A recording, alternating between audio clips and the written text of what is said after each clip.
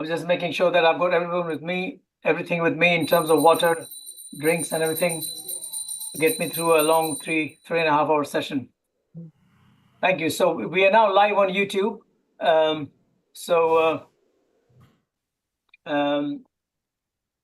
I would like to welcome all of you. And as our tech team, Anand, are you ready with everything?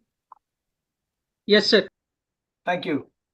So from this point onwards, I guess we should just be getting on with things. So you have the program. Make sure that you pin people who are in the program, and we will be just about getting on with things.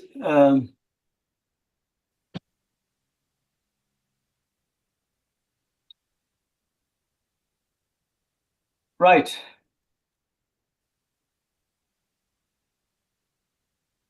Right. A very, very warm welcome and good evening to everyone. Anupam, good evening, Dr. Anupam.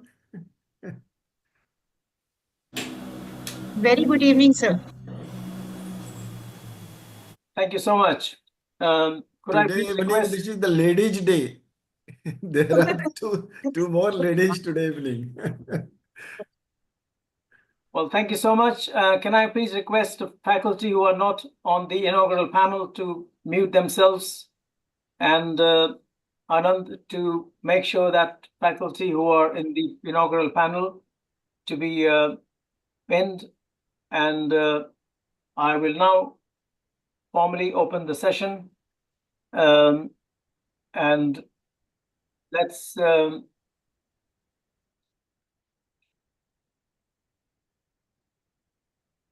can you mute everyone else than people who are on faculty? Please mute, and then you can unmute yourself when you have to speak. It's important because this is a large meeting and it can cause IT issues. It's being streamed live now. So people from around the world might be seeing. I'm sure some of my colleagues are seeing it from here as I speak. So thank you for your cooperation. Some housekeeping rules throughout the session. Please make sure that you can avoid some interference background if you can. Enjoy the meeting. Questions, if any, keep them coming. Anand, the sound of the people joining, if this can be dimmed or adjusted, that would be very nice.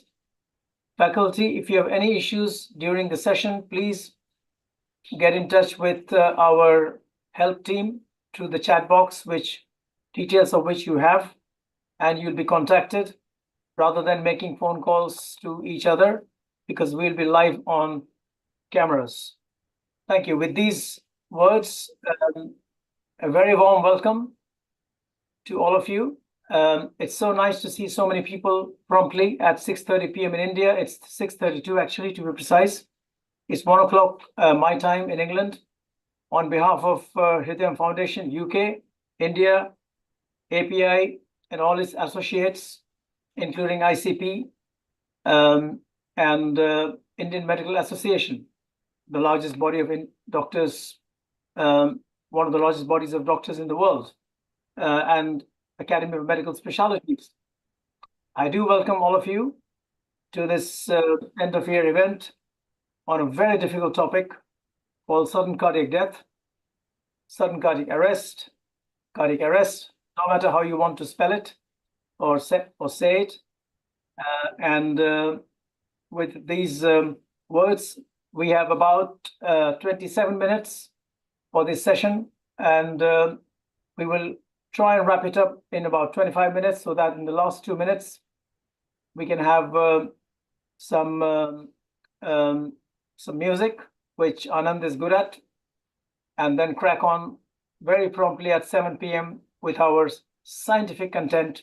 So without any further delay, I will now request our chairman of Hridayam Foundation India to give his inaugural remarks, Professor B.B. Thakur. Thank you so much, sir. Yeah. Dear Dr. Pramod Agarwal, Chairman, Bihar Chapter of API, Dr. Rajiv, Dr. DP Singh, the Chairman of Indian IAAMS, Dr. Rajiv Ranjan, the Secretary of IAAMS, Divendu has also joined, who is Secretary of Bihar Chapter of API. Likely to join my friends Dr. Singhal, Dr. Pal, Dr. Kamlesh Tiwari.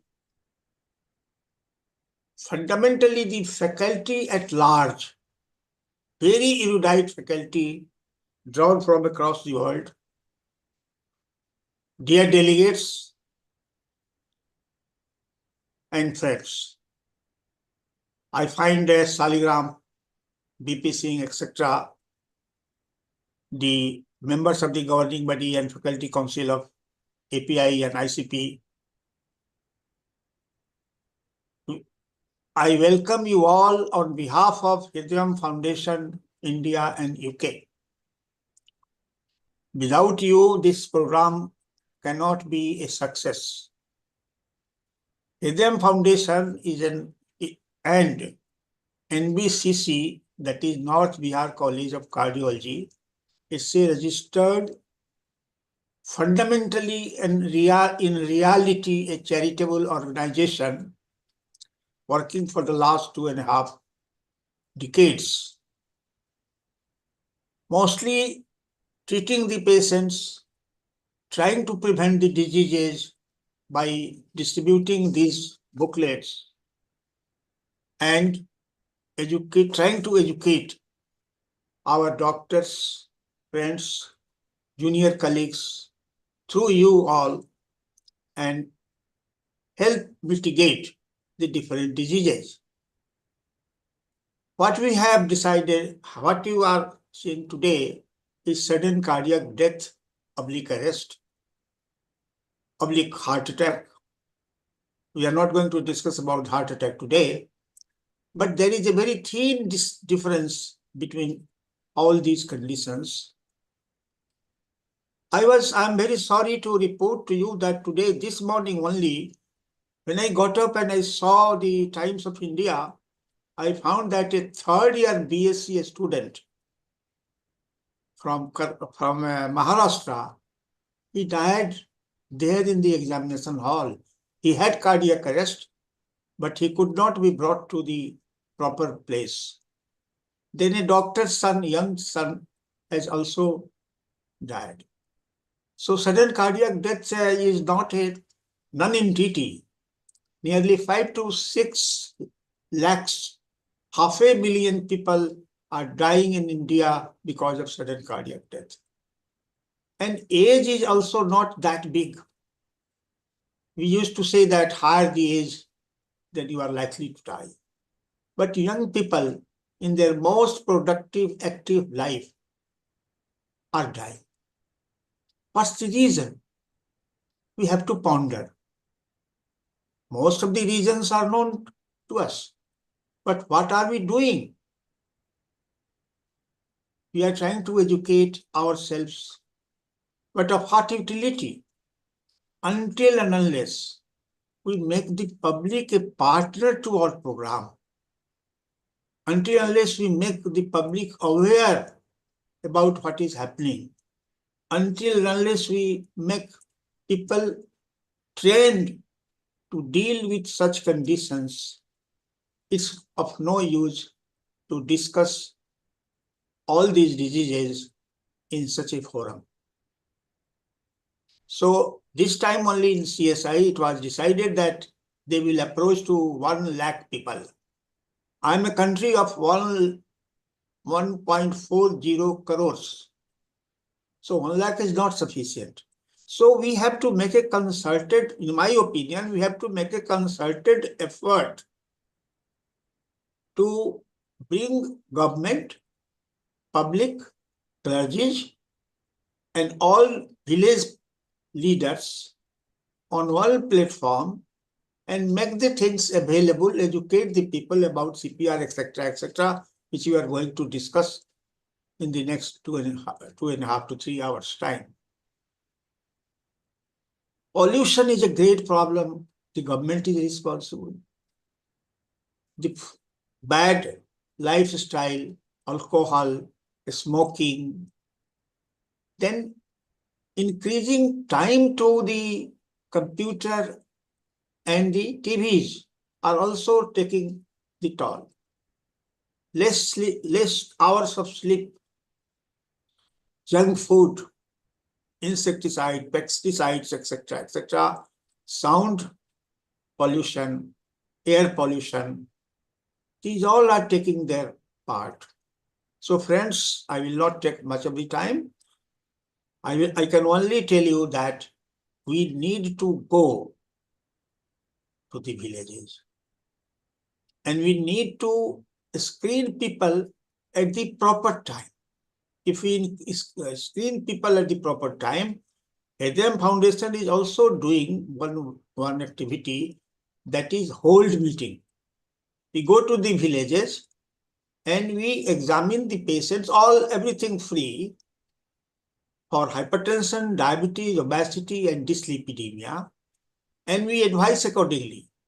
But our, you see, target, we as a small body cannot crack everything. So we need to join hands, all associations, and then we may bring some changes in our patients. Dr. Devi Ram Sims has joined. I welcome you. And with these few words, I stop and I welcome you all again, and I wish this Congress a great grand success. Thank you, sir, as always, for your very, very elegant, supportive remarks. And I'm sure that with your blessings, we are going to have a great meeting. Without wasting time, I'm now going to read out the names of faculty for the inaugural panel one by one and ask them if they are online and connected. Dr. R.K. Singhal, Dean of the Indian College of Physicians. So Anand, is Dr. Singhal online and connected? No, sir. No. I will now move on to Professor Dr. Jyotirmay Paul, President-elect, Association of Physicians of India. Is he online and present in the panel? No, sir. No. I will now move on to Professor Dr. Kamlesh Tiwari, Dean-elect, Indian College of Physicians. Is he present online? No, sir. Okay. I will now request to look for Professor Dr. Sajanand Prasad Singh, ex-president, Indian Medical Association. Is he online and present? No, sir. No. I will now request Dr. Professor P.K. Agarwal, chairman of the API Bihar chapter. I could see him, so could you pin him? And can I please request Dr. Agarwal kindly, who supported us in previous meetings, give his kind and supportive inaugural remarks. Dr. P.K. Agarwal, sir. Thank you. Thank you, Dr. Thakur, sir. Good evening, distinguished colleagues and respected guests. Pranam to Dr. B.B. Thakur, sir, Dr. D.P. Singh, sir, and Dr. Devi Ram, sir. It is my great pleasure to welcome you all on behalf of API Bihar chapter as a chairman in this virtual scientific meeting focused on a major public health problem, that is sudden cardiac death, under the leadership of Dr. Ashish Thakur, Chairman, Hridayam Foundation, UK, and Dr. B.B. Thakur, sir, Chairman, Hridayam Foundation, India. You all know sudden cardiac death is a silent epidemic that demands our collective attention and action. Sudden cardiac death accounts for nearly 15 to 20% of all deaths worldwide and nearly 10% of all deaths in India. And in India, a unique situation, the younger patients, younger population affected more than the older one, unlike the developed countries. Mass awareness of CPR availability of AEDs, and of course, the safe transfer of diseased person to the nearby hospitals may improve the survival. Learned today's program with distinguished speakers and learned panelists will shed light on various aspects of sudden cardiac death. I wish the best outcome. Over to Dr. Ashish Thakur, sir. Well, Dr. Sinha, Dr. Agarwal, I'm so grateful for your very precise, concise, and supportive remarks. I'm pretty sure that with your continued support, our meeting, not just this one, but the future ones are going to be as successful as they have been, with excellent feedback. I've just been informed that Dr. Sajanand Prasad Singh has joined. So could I please welcome Dr. Sajanand Prasad Singh, who's been a great support to us in general, a very well-known personality across India, Bihar, ex-president of Indian Medical Association, and a very busy clinician, but managing things very, very well. Please, can I welcome you for your inaugural remarks, please? Anand, can you spotlight Dr. Sajanand Singh, please? Thank you.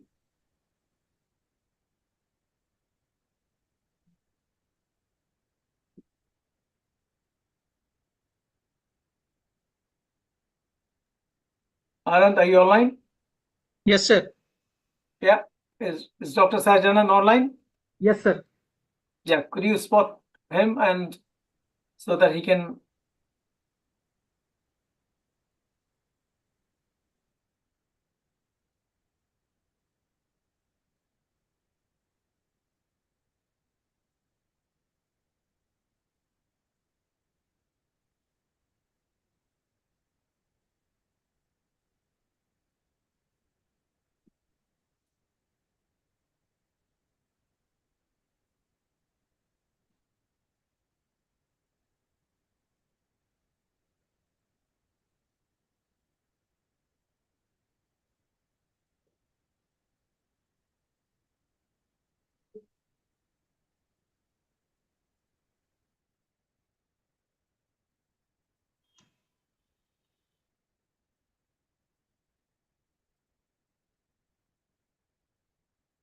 Sorry, you are muted. Yeah. Are you able to find him, track him?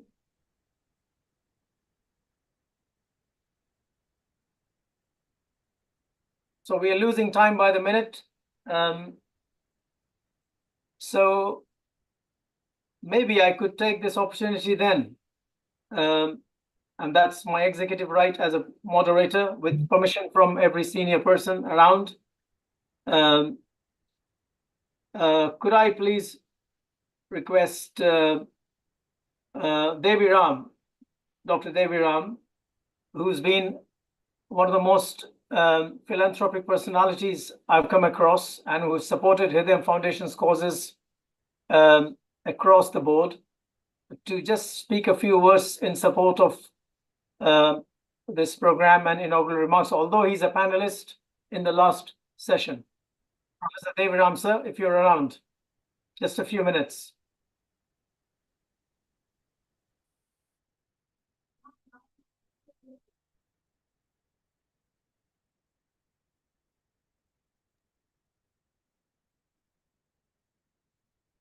Okay, I can see him logged on, but he might have taken a break. No, I'm here. Okay, sir. Well, Can nice you to hear you. me? Yes, sir. Please go on. Put your camera on. Thank you. All the best for this most important topic. And we have had discussed on similar topic in the past also. And I hope the current session will give message to the doctors and other health workers to how to deal with this sudden cardiac arrest and sudden cardiac death, and how to manage it, how to prevent it, and how to spread the message across to the society about this very important and fatal condition. All the best. Thank you, sir. Thank you very much. In one sentence, can you describe what is the biggest problem about CPR and cardiac arrest in Bihar or in your area? In Purnia? particularly in Bihar, there is complete lack of awareness regarding CPR and sudden cardiac arrest and sudden cardiac death. And this particular problem is multiplied by lack of infrastructure in transporting the patient from one place to another, which cannot be done in such situation. And whatever they have, it has to be given locally, the treatment I'm talking about. And in most of the places, remote places, it just doesn't exist, and doctors are not equipped with the knowledge and how to deal with such conditions. Sure, sir. I think you've said this. You've set the scene very, very right. And I'm going to ask the same question to Dr. P.K. Agarwal now. Dr. Shahjanand Singh has joined. Could you allow him? Yes, why not? Please. Yeah, yeah. Yes, sir. Welcome, Dr. Sajan Singh. I've given you an introduction already. So please, Sir. You're welcome Sir. for your inaugural remarks. Can you mute Dr. Deviram and put Dr. Sajan Singh on spotlight, please, Anand? We are running late otherwise. Sir, very good subject we have chosen, sir. And this sudden cardiac arrest is very, very important. We should know this how we can survive. We are saying in the playground, many during this cricket year and all, any moment cardiac arrest will seem. So this PCR should know, every doctor should know, sir. Not only doctors, other than doctors who are working in the hospital, they should know PCR, sir. So I have a journey, I am going to Ranchi. Very good subject you have chosen, sir. This sudden cardiac arrest, sudden death due to cardiac arrest, heart attack is very, very important subject. All doctors should know how to do this PCR and other things which are very much important. So sir मैं आपसे एक सवाल पूछता हूँ कि अगर आप इस वक्त आपके कार में किसी को कोई प्रॉब्लम होती है तो आप क्या करेंगे? I don't know आप अभी इस वक्त कहाँ पहुंचे हैं, बट सर इसमें हम लोग तो सबसे पहले उनको मसाज करेंगे, जो पीसीआर जो लोग जानते हैं, हम भी जानते हैं कैसे कार्डियक मसाज किया जाता है। कार्डियक मसाज करेंगे, माउथ टू माउथ उनको रिस्पिरेशन देने की कोशिश करेंगे और जल्द से जल्द हॉस्पिटल उनको ले जाने की कोशिश करेंगे with this cardiac massage. Sir ji, that's very nice to know, and I think you're in a real world scenario जहाँ की कुछ भी हो सकता है, so and said that we should be popularized, that should be popularized in every hospital, in every clinic. All doctors should know how this PCR should be. Sir, thank you very much, sir. Thank you, sir. Thank you very much for your time and coming on at a difficult time when you're in the car. Sir. And we have your support and blessings for the meeting. And thank you for supporting. Thank you, sir. Thank you very much. Thank you. Thank you. Questions, if any, will be after the session. So this is just for everyone's information that question, and there's a comment that first of all, the patient needs to be taken at a safe place, but then you might lose time. So Dr. Singh was spot on in saying that because he's a medic, he can perform CPR, he would like to do that and then and there in the car, which I suppose is the right answer. Now, I will bring back to take advantage of some time, Dr. P.K. Agarwal, to say what are the key challenges he sees beyond. Ashish, Dr. Kamlesh Tiwari has joined. Right. Okay. Dr. Tiwari, are you on? Because we have about 5 minutes before we close this session. So. Yes, I'm over. Anand, are you ready with the inaugural music? Tiwari sir, please unmute. Pero sa pag Thank you, Ashish. Thank you very much. You have started a very good topic, sudden cardiac death. We have just seen in Muzaffarpur one young boy gone yesterday due to the sudden cardiac death. This is very unfortunate for us. But yes, this is a very important topic and it will be popular not only in India but also in the world. I will bless for this program and I will say, please go ahead. Thank you very much. Thank you for your very supportive words, sir. We will make every effort to make sure that we learn something, everyone learns something, and everyone goes away with something. And when we meet next time, we hear some success stories. Hopefully, by saving some lives. That is our ultimate aim for our state, for our country. Thank you very much for coming on. With these words, maybe one quick comment from Professor Thakur, one quick comment from Professor Dr. P.K. Agarwal about challenges, and then we will go on with the inaugural music before we start the program itself. Thank you. Professor P.K. Agarwal, do you want to say about any other challenge more than CPR or awareness? Anything other which comes to your mind? It's not an easy job to educate the mass people, but to begin with, we must ensure the mandatory training of CPR and the defibrillators to our graduates and postgraduate students, and training of CPR to the school-going children. This is my humble suggestion.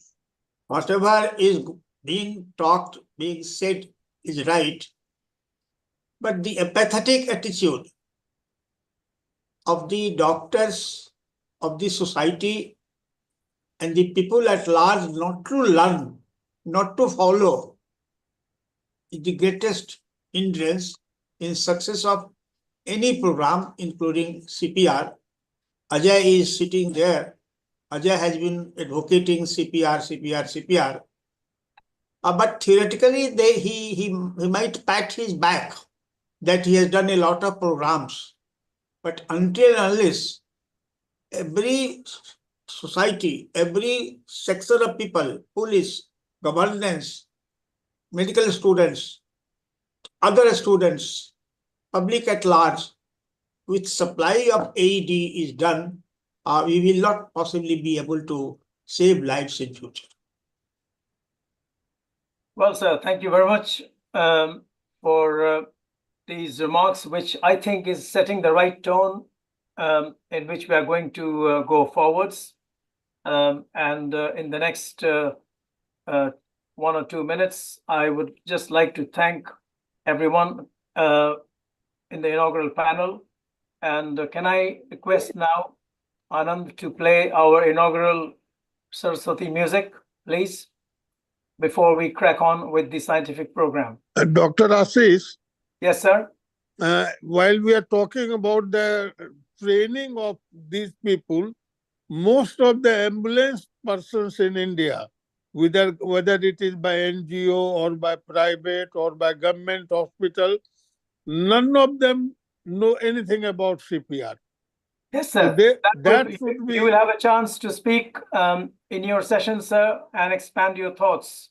But that's a very well made point about the ambulance services, paramedics, and all the transfer mechanisms between the on-site or scene of arrest and the hospital. Thank you for your very valuable comments. With that, we will formally be closing this with some inaugural Saraswati Vandana music. Can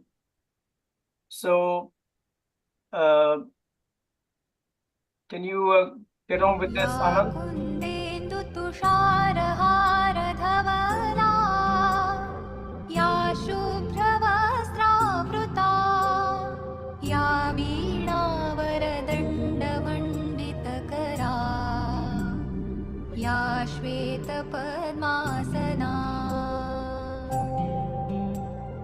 या ब्रह्माच्युत शङ्करप्रभृतिभिः देवैः सदा वन्दिता सा मां पातु Saraswati Bhagwati निःशेषजाड्यापहा. Right. Okay. क्लां So, can I please request, आद्यां with that, we come to the start of the scientific session, and can I ask Anand to spotlight our first session speaker or presenter, Professor Dr. Ajay Sinha, please.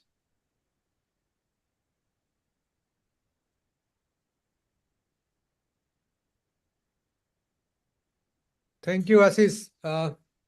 Right. So, Dr. Sinha, Yes. we are bang on time, 7 p.m. India time, right? And I will perhaps give you 12 minutes to be precise.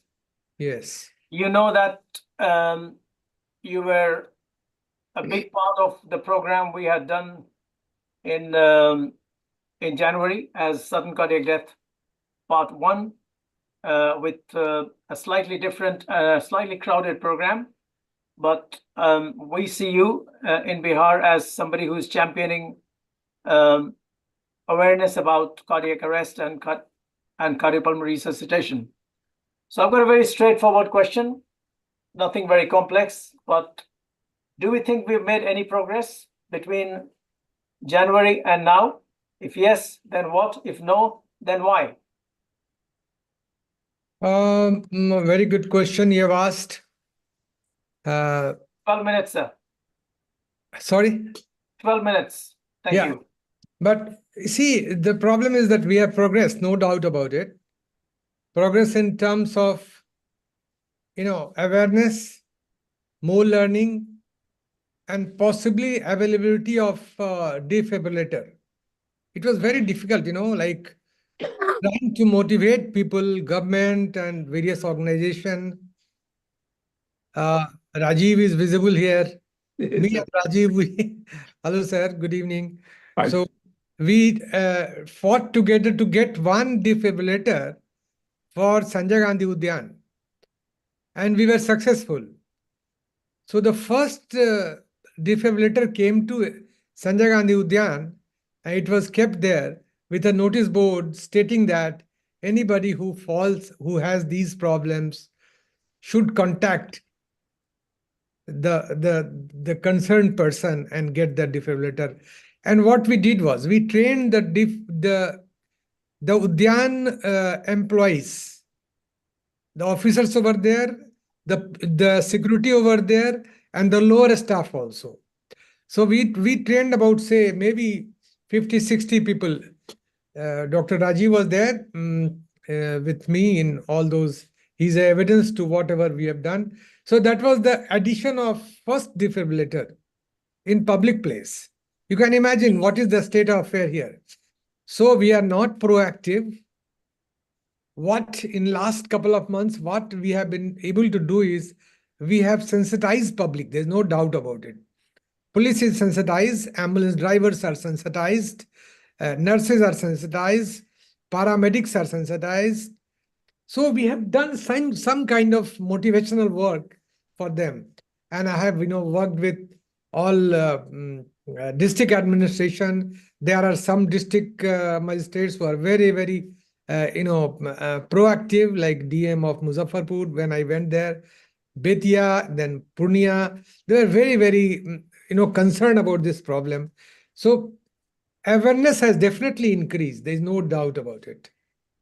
हम लोगों ने कोशिश किया है कि awareness, पहले तो awareness क्या चीज है ये बताएं, क्यों करें, सीपीआर क्यों करें, किन लोगों को ट्रेन करें, क्या ये जरूरी है डॉक्टर ही नहीं, डॉक्टर्स के अलावा बाकी लोगों को ट्रेन करना है.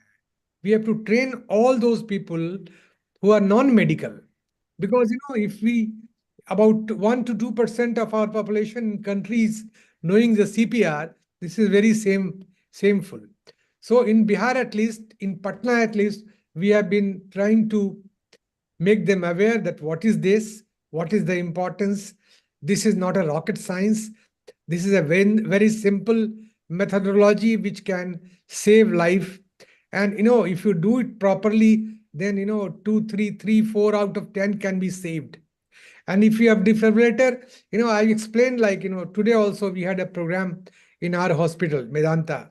And in that program, we were trying to emphasize, we brought the survivors of cardiac arrest, those who survived because of CPR, followed by whatever procedure was done. Investigations were done, and they were accordingly treatment was given, including AICD. So, or revascularization. The many were having coronary artery disease. They had MI and they had cardiac arrest. So that coronary artery disease being the commonest cause, we have to start from the beginning, from the scratch. We have to do all those preventive measures which will prevent this menace from happening. And we have to be proactive in finding out the disease very early by various maneuvers, various tests. And if we do it, then probably we can save large number of people. But then if somebody has arrest, we are definitely on the right way. But then we have been trying to pursue government. There is total inactivity, total, they are not at all listening to us, I would say. Because, just knowing that this is what? This is CPR, you press 2 inches, you press 100 and 120 times a minute. This will not do. Everybody has to be aware. Everybody has to be aware about the prevention part. And then finally, defibrillator is an integral part. AED is an integral part. You live in a developed country, Assis, must be in playground, in malls, station, airport, everywhere you find defibrillator is kept. So absence of defibrillator, I think, is a big problem. And when I went to Muzaffarpur, I requested sir also, Bibi Thakur sir, that you first set an example of putting a AED in the club, in Muzaffarpur club, where you are the boss there. So he said that no, he will look into it. And there are many people, if you can spend 1 lakh rupees in just moving around, going to Tirth Yatra, why can't you have a defibrillator of 1.25 lakhs? There's no problem at all. So my submission to each of us is that we should try and cultivate the idea of CPR, which is not a rocket science. And we also try to push people to buy and get some defibrillators. That's what has happened. Yes. Well, that's a very, very reassuring report, sir. I guess we made progress. So the messages I take from your very concise report, that we've made advances in terms of awareness, not just healthcare professionals, but beyond. कि सबको जानने की जरूरत है कि क्या होता है, ये what beast it is, and it can kill within minutes. Yeah. Can I add one line to his statements? Can I finish, sir? Just allow me to finish. But please go ahead, sir. I'll let you finish and then I will talk. No, what I wanted to tell to Ajay, that IMA, under the banner of Dr. Yakin Sinha Institute, has also been going through the state as a whole and trying to motivate people regarding CPR and regarding AED. You see, the first people have to be educated. People have to be trained. My one question is, how many people you could help in Sanjay Gandhi? Any number? Ajay. Sir, I'll tell you the figure which I procured this morning from my data people, marketing people. We have trained some 18,000 plus people in the state. We have trained about 200 people the morning walkers in the zoo. No, my question is something different, sir. Yes, sir. Yes, sir. Tell How me. many people could be applied that AED? No. Sir, in the this AED will be applied only when there is a cardiac arrest. So there was no cardiac arrest since January till date. I'm very happy. I think so. I'm not very confirmed. I'm not sure about it, but yes. But then you see, sir, this is not a phenomena which is happening every day in and out in our house, outside our house. This is happening. What happened? Young doctor who goes to Bangalore from Patna, and while being in the party, he suddenly falls and dies. There was total lack of awareness about CPR. Nobody did the CPR. A. B. There are several examples. People have cardiac arrest. I always tell my nurses that those who are discharged after angioplasty or anything, any procedure, or otherwise also, the family must be given a learning of CPR. Family must be, you sit with the patient and the family and tell them how to do CPR, which is not at all a rocket science. It's a very simple one. Ashish must have done thousands and lakhs of it, and must be seeing many more number of defibrillator kept everywhere. So that Yes, and I think that's a very good question. I think I will take about 1 minute or 2 minutes to present our report, and then we may have a 1 minute debate between us about. So from our point of view, I think since the time we did the first meeting, given the fact that I work on both sides of the world, the more you see me Bihar, the equally you'll see me here. So we are fortunate enough to have, as a foundation, as a charity, as an NGO, to have about 4 AEDs, which currently we have a principle of keeping one at our headquarters, and the other ones are entirely based on need-based approach currently, because we are modeling different things. Our program, which will be announced a bit later on as to what exactly we're going to do in the spring program, is to trial some models, which of course you will hear during the program, and how that will integrate into the model of care which we are trying to discuss today.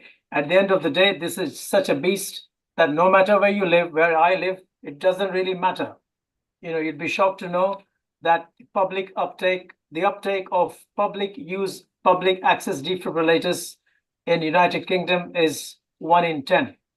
So if there are 10 defibrillators for public access, and if there's a cardiac arrest event, then you can expect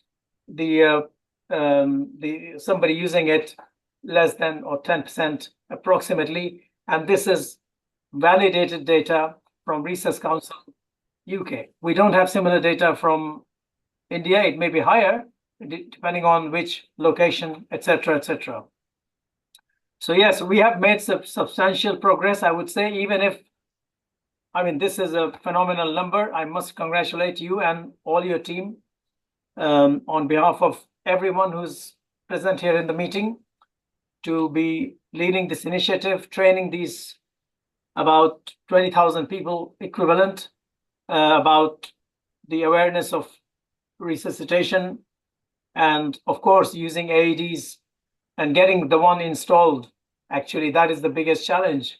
I can completely see where you're coming from in terms of getting it in the right place, who owns it, it's a very complex pathway. So that's something which I wanted to say before we get on with the next program. We have 2 minutes. So would you like to say something else, Dr. Sinha? My objective would be like to propagate this program as much as possible, do it in as many places as possible, be it educated or not educated, and propagate this CPR program learning in the schools, high schools, wherein like students and teachers they they can be a good ambassador for us. And that's all. And defibrillators should be, made available. Like, with great difficulty, I was able to procure one for my hospital. AD, I'm talking, which I take it for the demonstration purpose, as well as I'm ready if anything happens. See, in hospital, there's no problem. But outside hospital, arrest is a big problem. Yeah. Fantastic, sir. That's spot on time. And I must thank everyone else who has been involved in listening carefully to this. And with that, we come to the interactive session, that testing your knowledge as to cardiac arrest, some basics of BLS. Get ready with your smartphones. So I will be giving specific instructions to save time. Take out your smartphones, and there's a message on the chat box. IMA Bihar has a trainer, AED, and we have demonstrated its functioning as well. So there is a message from Dr. Ajay Kumar to everyone. So that is again a success story, which I must congratulate, or we must congratulate and be proud of, actually. So let's try and move on slightly. There was another message, so you can read the chat messages, and I don't need to really read them for you, but you can read them. Now, take your smartphones out, please, as we're going to an interesting session. Keep your camera off if you're not part of the faculty. Thank you very much for that. And look at the screen, which is in front of you now.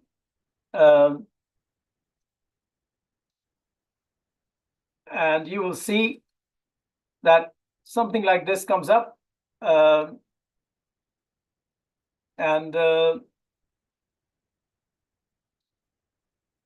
can you put this in speaker view, please, without delay? Sudden Cardiac Death Summit, 15th of December, cardiac arrest and BLS refresher, interactive session. Now, take your smartphone out. Can you bring up Google Chrome, Safari, whatever, whichever, please, as soon as possible if you can, and type menti.com. It will bring you with a code, and the code is on the screen, 7597 3743.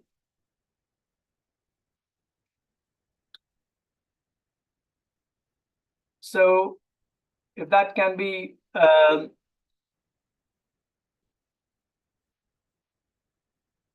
is everyone comfortable with it? Then type yes in the chat box, please.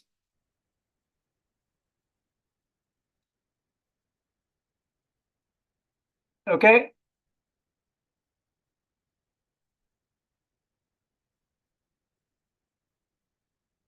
I'm in the presenting mode now.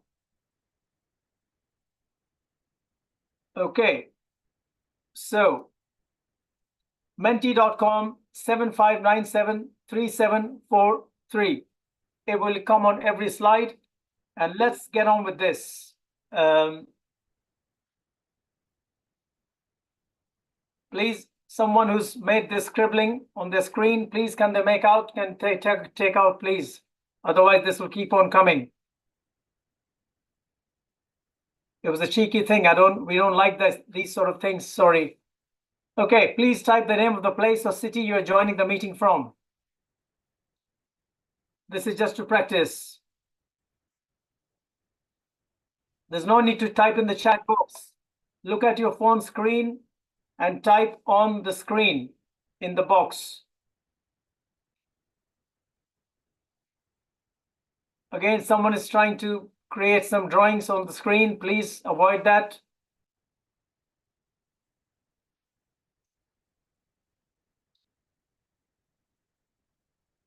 It's distorting everyone's views. I don't know if somebody else can see it. Right, so we just crack on. ECG. Can you see this ECG? This is a patient going unresponsive, unwell for 2 hours at home. The there are some lines being drawn across the screen. I don't know what the reason is for that. It's showing as Ravi Vishnu. I don't know what's, so you should type. I don't know what's the problem is here, but it's just spoiling this beautiful graphic. So this is an ECG from a patient. Have a good look. And then what does the ECG show? Please type the response.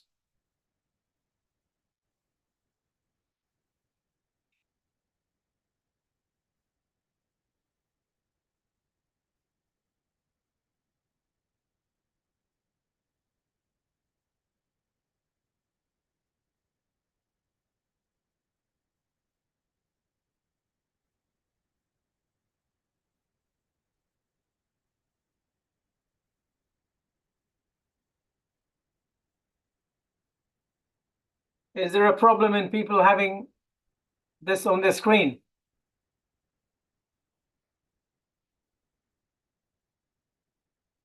Who is drawing all these things on the screen? I don't know, really. It's really difficult. Okay.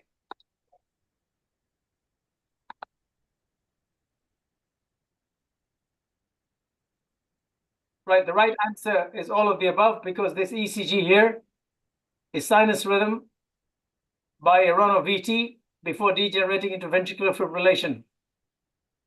So that is something which is pretty much shown on that electrocardiogram. Question, is cardiac arrest same as heart attack?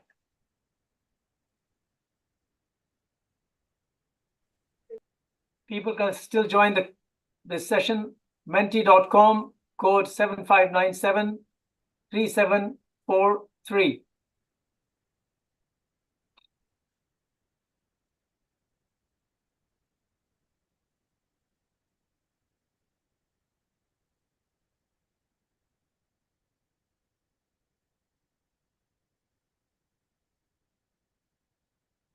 Anand Kumar, please stop drawing on the screen. Thank you.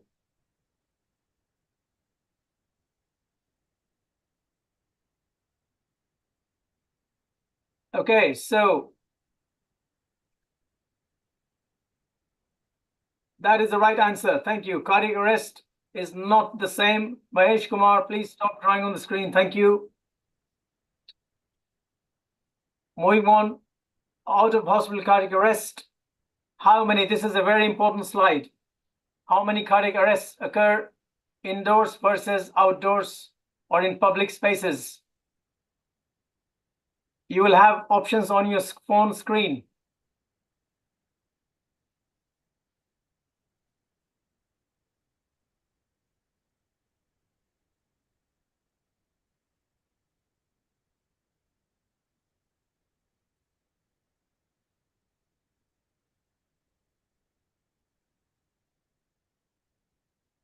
All right, okay. Any more?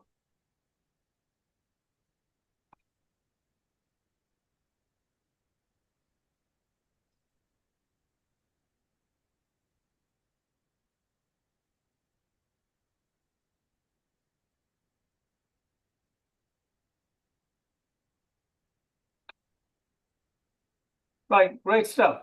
So what's the right answer?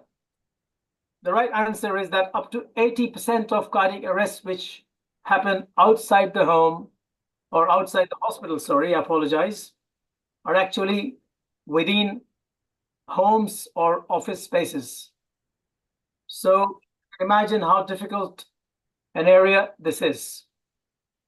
About 20% will be on scene or in public areas. Thank you. Witnessed cardiac arrest. What is the timeline to death by definition? If you're going to say that this is a witnessed arrest, what is the timeline before you say that this would qualify to be a diagnosis of sudden cardiac death? So we have responses as 10 minutes, 20 minutes, 60 minutes.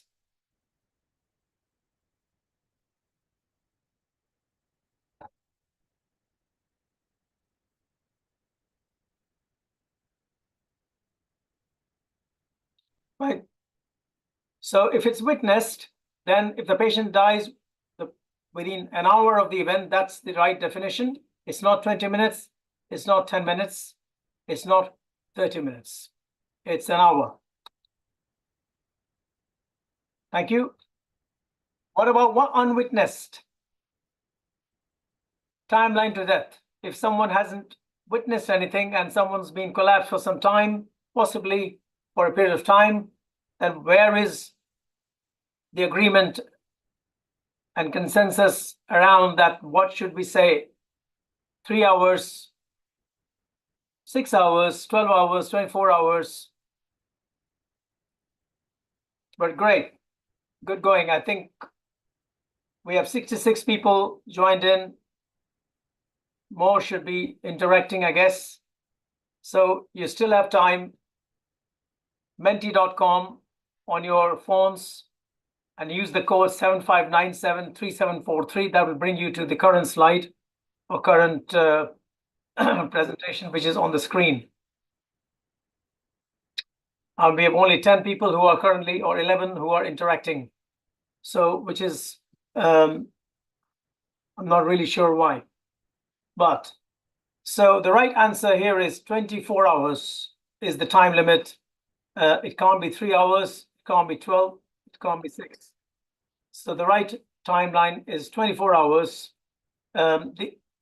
Now, your phone screen should give you options to rank them in the order of what you think is the most common cause of a cardiac arrest in somebody who's more than 35 years of age.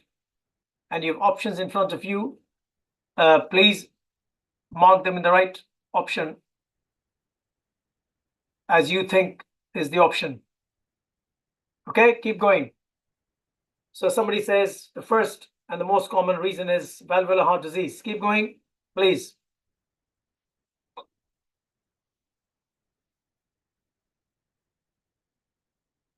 And you'll see the results live on the screen. You can't see the results on your phone.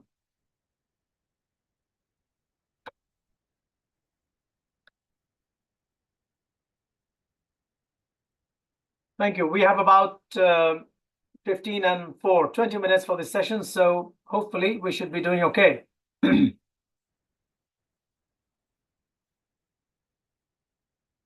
Right. So that is a very useful slide because it's important to be aware of the fact that coronary artery disease is the most common cause. 2 out of 3 cardiac arrests out of hospital, especially, are due to coronary artery disease, at least. And then comes the other ones. In this particular segment where you're thinking of causes, then you go coronary artery disease, cardiomyopathies, unknown causes, channelopathies, and then valvular heart disease. On their own, valvular heart disease would be sitting down lower down the list as a cause of SCD.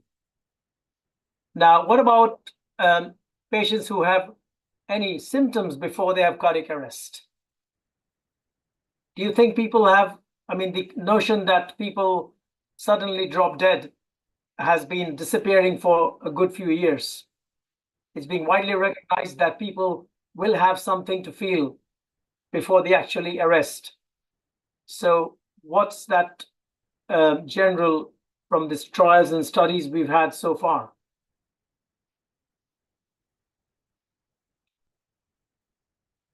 Okay. Okay, so we have a slight increase in the number of respondents, 13 responding now. Great.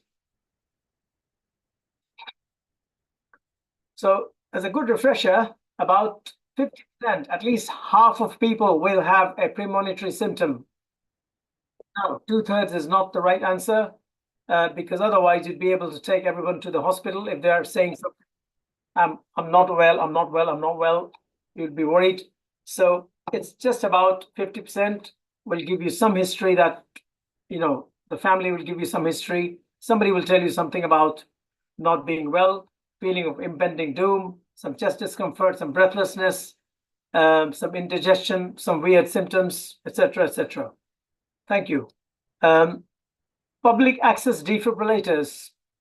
As per published data, how many do you think are used? If you put 10 defibs, that Dr. Sinha said that he struggled to put one in Sanjay Gandhi the park. If he put 10 defibs in Patna, for example, compared to 10 defibs in England, in my city, for example, what do you think would be the uptake if there was a cardiac arrest?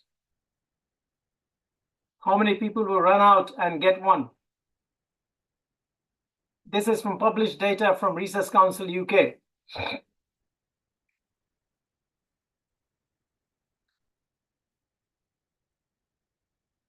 Okay, I'll wait for a couple more responses because this is a very important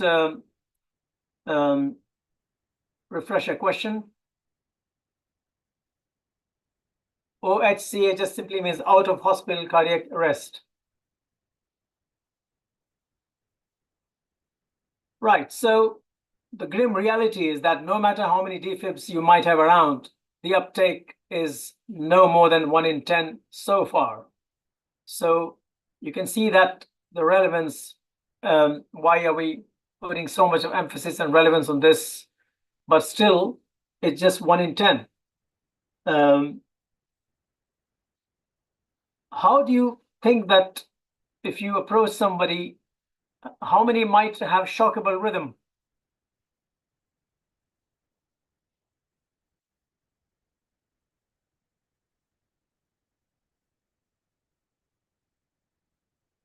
Something which would be shocked, like a hemodynamically sustained VT, VF, or a very fast pre-excited Wolff-Parkinson White, which is arrested perhaps.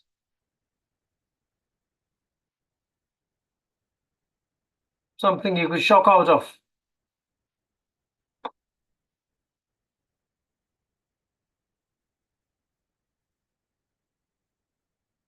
Okay, now none of these is correct. The right answer is 25%. That's audited data that you have 25%, which generally is the initial rhythm picked up, which is shockable. So again, you see how difficult area we're dealing with. Thank you. Currently, survival rate to hospital discharge. What do you think it is? If you have 10 people you attended out of hospital, how many you might think be able to go home?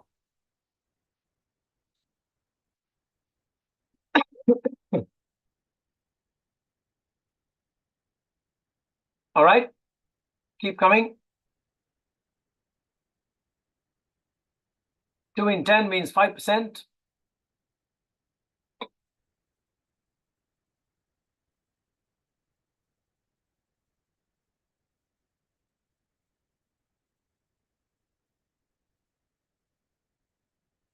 Two in 15. Okay, the right answer for this is about 1 in 10 or less. I think it dropped slightly in the immediate post-COVID, or because of difficulties with CPR, and that's a completely different area of discussion. But as per the most recent statistics, we have about 9%, which could be discharging out of the hospital after intensive efforts to get them to get home, not necessarily completely feeling well. Average cost of an AED in India in terms of prices. Anyone who wants to take a guess?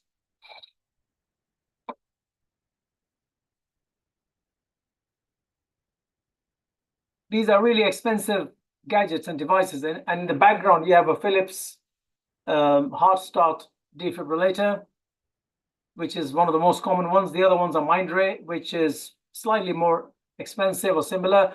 Prices vary a lot, but you can negotiate, and if you bulk buy, then you get more discounts. But Indian market is very much diverse in terms of the AED access. So the average cost, if you really had to take a call and go around and shop around, you would be able to get something between 1 lakh to 1.5 lakh. up to 2.5 lakhs for most advanced algorithms. But generally about 1 lakh to 1.5 lakh rupees, you should be able to get something which should be able to save a life if need be. Successful return of spontaneous circulation from arrest happens in what percentage you think?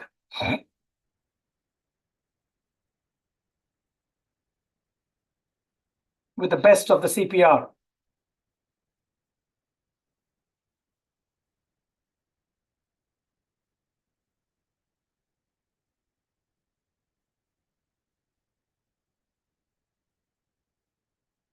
Okay, so there's a bit of a thing about this but most of the studies published and most of the audit data from the published world put it in the range of 30 to 40%.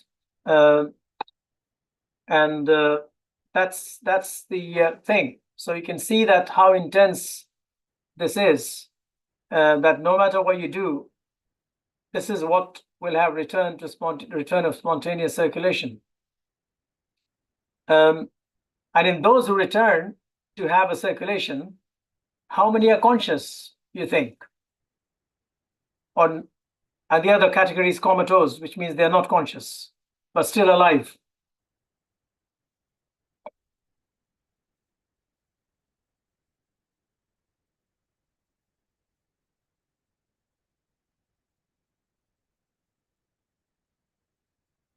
Okay, so we're getting there, literally. So I guess this is a difficult area, and you'd be surprised with the outcome that no more than 10% might be fully conscious. Rest everyone might be a bit comatose.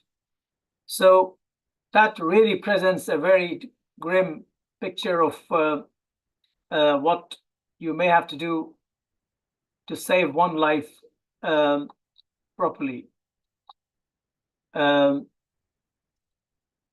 Commonest cause of cardiac arrest in less than 35 years, younger age groups. Again, you will have your phones in which you'll have to put maybe 1, 2, 3 as priority. So what do you think it is?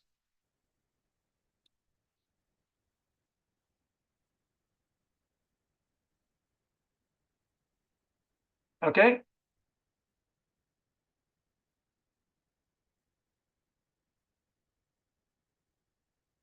Yeah, so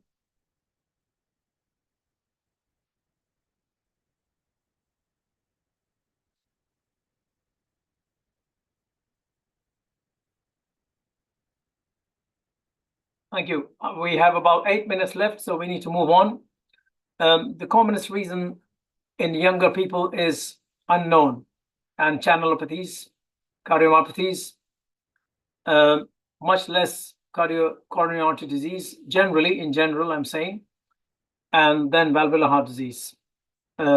So adult CPR, this is now moving on to the next bit and then wrapping up in time.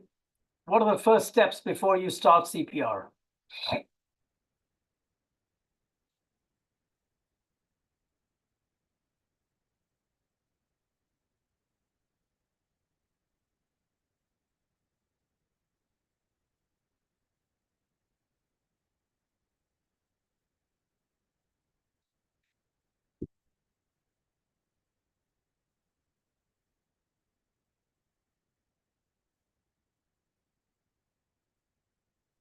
Okay, right. So I think everything's all right. Everything's right, but then the right answer is the above. You need to check and confirm that there's really unresponsiveness. Airways are clear. You call for help. Everything's correct. How many chest compressions if you're doing CPR? How many per minute?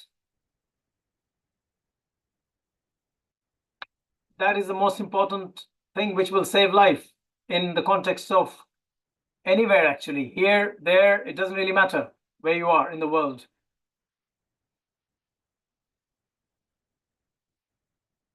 One is the number and one is the effectiveness.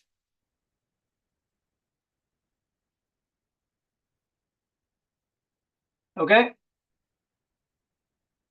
Okay, so do we think that 50 to 100 beats per minute, 50 to 100 compressions per minute is going to save the life? No, big no.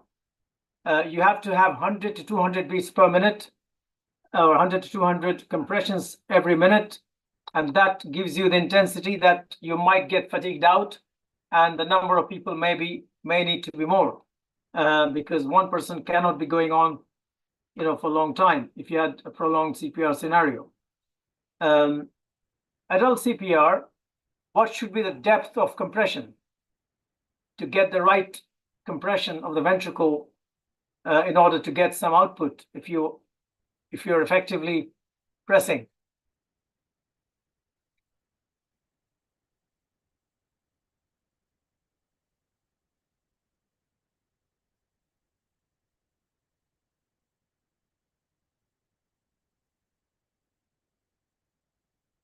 Okay, right. So the right answer is 2 to 2.5 inches or 5 to 6 centimeter. And remember that if you're too deep, you might be ending up causing injuries. And if you're too short, then you might not be doing effective compression, no matter how many times you do it per minute. So remember 2 to 2.5 inches on an average. 5 to 6 centimeter of depression, that's equivalent of. So that's something which is to be remembered. Rescue breaths. What's the ratio of chest compression to rescue breaths? How many compressions and how many rescue breaths ratio?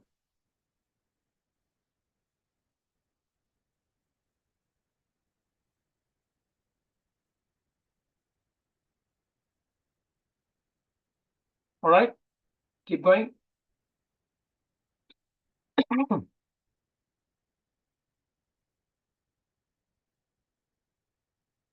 Yeah, thank you. I think everyone's spot on. 30 to 2 is the usual ratio.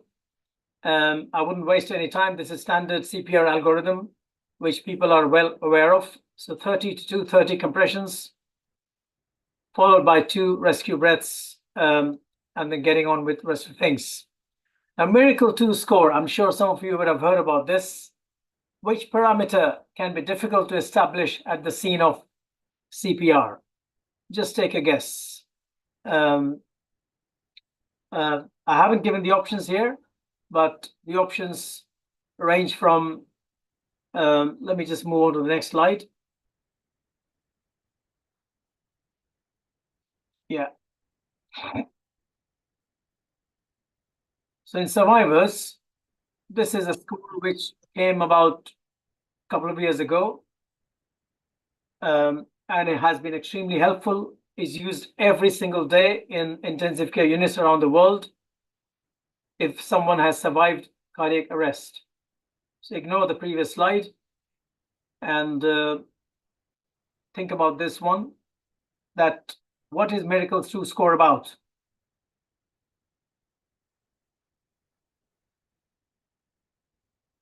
So it is a multi-point score, which gives you essentially, if you can do it on the scene, which is possible, -1 parameter, which I'll tell you soon, is about neuroprognostication and poor neurological outcomes. And you can actually inform from the scene to the hospital, to the ICU, that this looks like a poor candidate for future care. That's Miracle 2 score, remember that? And which parameter, this was the slide I wanted to make, so that was duplicate slide. So these are the parameters used in Miracle 2 score. And which one you think can be difficult to establish at the scene of CPR? We're almost finishing. So witnessed versus unwitnessed, initial rhythm, shockable, non-shockable, pupil reaction when the patient comes around, age 60, 70, 80 onwards, rhythm, changing rhythm if something changes suddenly, pH, use of adrenaline, or none of the above? I think there's pretty obvious thing, one thing which is pretty obvious, which might not be able to, perhaps we might not be able to do at the scene. And that, to my correctness, as much as I can remember, is pH. Otherwise, most of it, you can do it at the scene and calculate a provisional score without pH and inform the hospital where the patient is going, that this is what it looks like. Based on this, you can imagine that patient might be acidotic and the pH will be less than 7.2. So that's Miracle 2 score. Quickly moving to which other score or grading is along with Miracle 2 for survivors. Caleb classification, Orbit score, the Sky Shock grade, or the CHASBAS score. Just take a pick.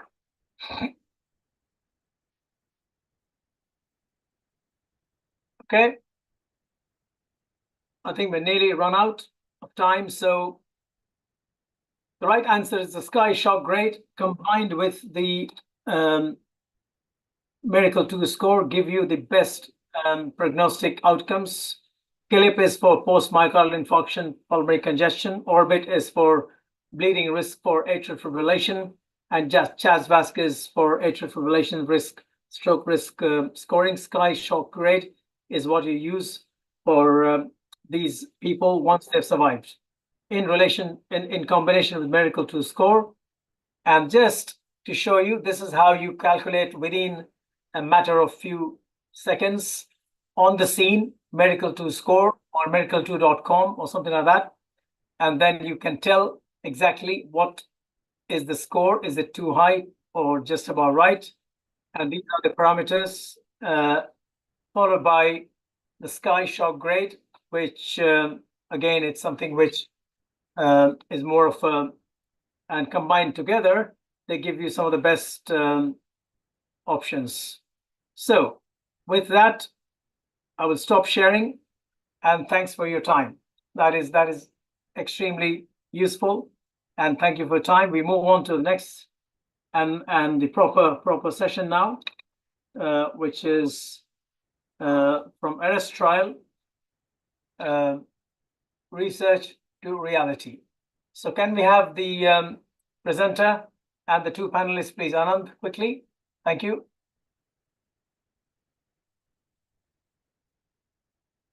I'm going to be introducing Anshini Thakur, who is a fifth-year student, medical student at Imperial College, along with my two co-panelists, which is, are we around? Do we have a panelist? Anand, can you put them on? So I can introduce them.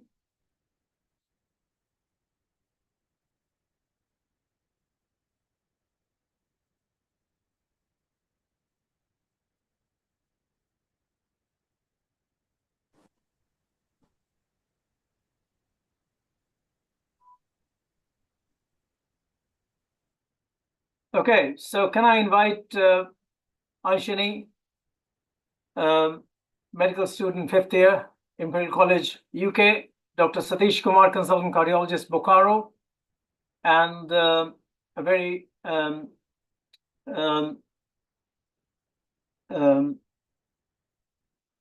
erudite and quite a knowledgeable associate consultant, intensivist, and anesthetist from Narayana Health, Bangalore, Dr. Janvi Bhimanandam, for this session, please.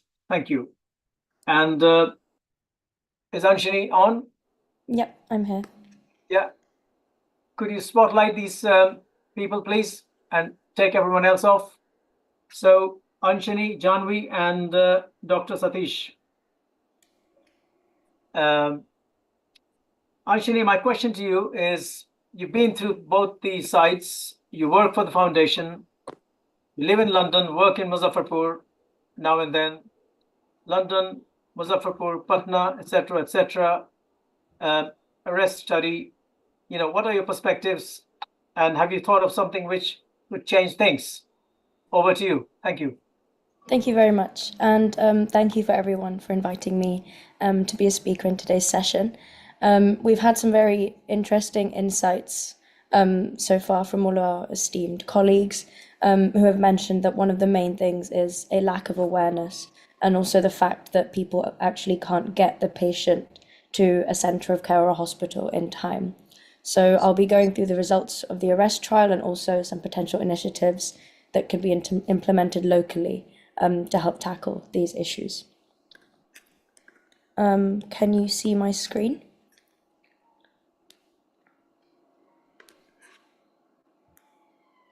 Can you see my screen? Very well, thank you. Thank you. So just to reiterate, my name's Anshini. I'm a fifth-year medical student at Imperial College London, and today I'll be talking through the lessons from the ARREST trial research to reality. So when someone has a cardiac arrest, what happens generally in terms of the pathway of care? Generally, the bystanders or members of the public who witness an arrest, if this is a witnessed arrest, will call for help. This will usually be people in the emergency services, ambulance, paramedics, as it is in the UK, who will then begin to perform CPR or resuscitation.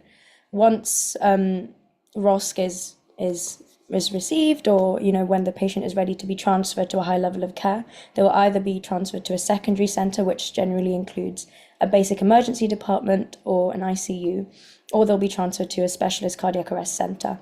When they're in hospital, they will be stabilised, the underlying causes of their arrest will be treated, after which they'll be discharged when it's deemed safe. And in the long term, these patients will be followed up by the MDT, by cardiologists, neurologists, and there'll be a series of risk mitigation plans being put in place, such as implanting an ICD to prevent further harm, for example. So if we look at the first stage, where the first responders decide whether to take the patient to a secondary centre or a tertiary centre, the paramedics or whoever arrives at the scene will assess the patient demographics, the characteristics, and the risk profile. And as I mentioned, they can either take them to a standard of care centre, which includes a basic ED and ICU, or they can take them to a cardiac arrest centre. In the UK, this includes specialist cardiac, renal, ventilatory support, and also PCI provision if the patient is having a STEMI, for example. And the general notion is that taking a patient to a specialist centre, because they have better support and better provisions, this can help enhance survivor outcomes and reduce morbidity and mortality. This is what people think in general. If we look at this, we would then think, well, we should send every patient to a cardiac arrest centre or a specialist centre. If we use London as an example, the red pinpoints mark the 7 cardiac arrest centres in London region, and which are meant to supply 8.9 million people living in London. As you can see, they're quite centrally located. There aren't any in the outskirts of London. So any patient who has an arrest, say, in central London, is likely to get timely care and timely transfer to hospital. What if someone has an arrest near Heathrow Airport or near Southall, in the outskirts of London? This is going to take them a long time to be transferred to a specialist centre. And as we know, in the case of a cardiac arrest, time means everything. It's a very time-sensitive situation. And just for example, this is what I searched earlier. The actual journey for someone to be transferred from that area to Hammersmith Hospital, which is not too far away from where I live, can vary between half an hour and 1 hour, which is not ideal in the case of a cardiac arrest. So the ARREST trial is the only randomized clinical control trial which exists, which actually looked at, well, do we have to transfer everyone to a specialist centre? What happens when we actually transfer patients to the nearest emergency department, for example? It's a groundbreaking landmark trial, and their main primary outcome was looking at all-cause 30-day mortality between patients going to a specialist centre or a local hospital.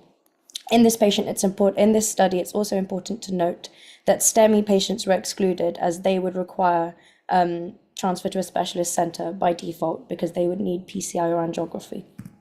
So what did they find?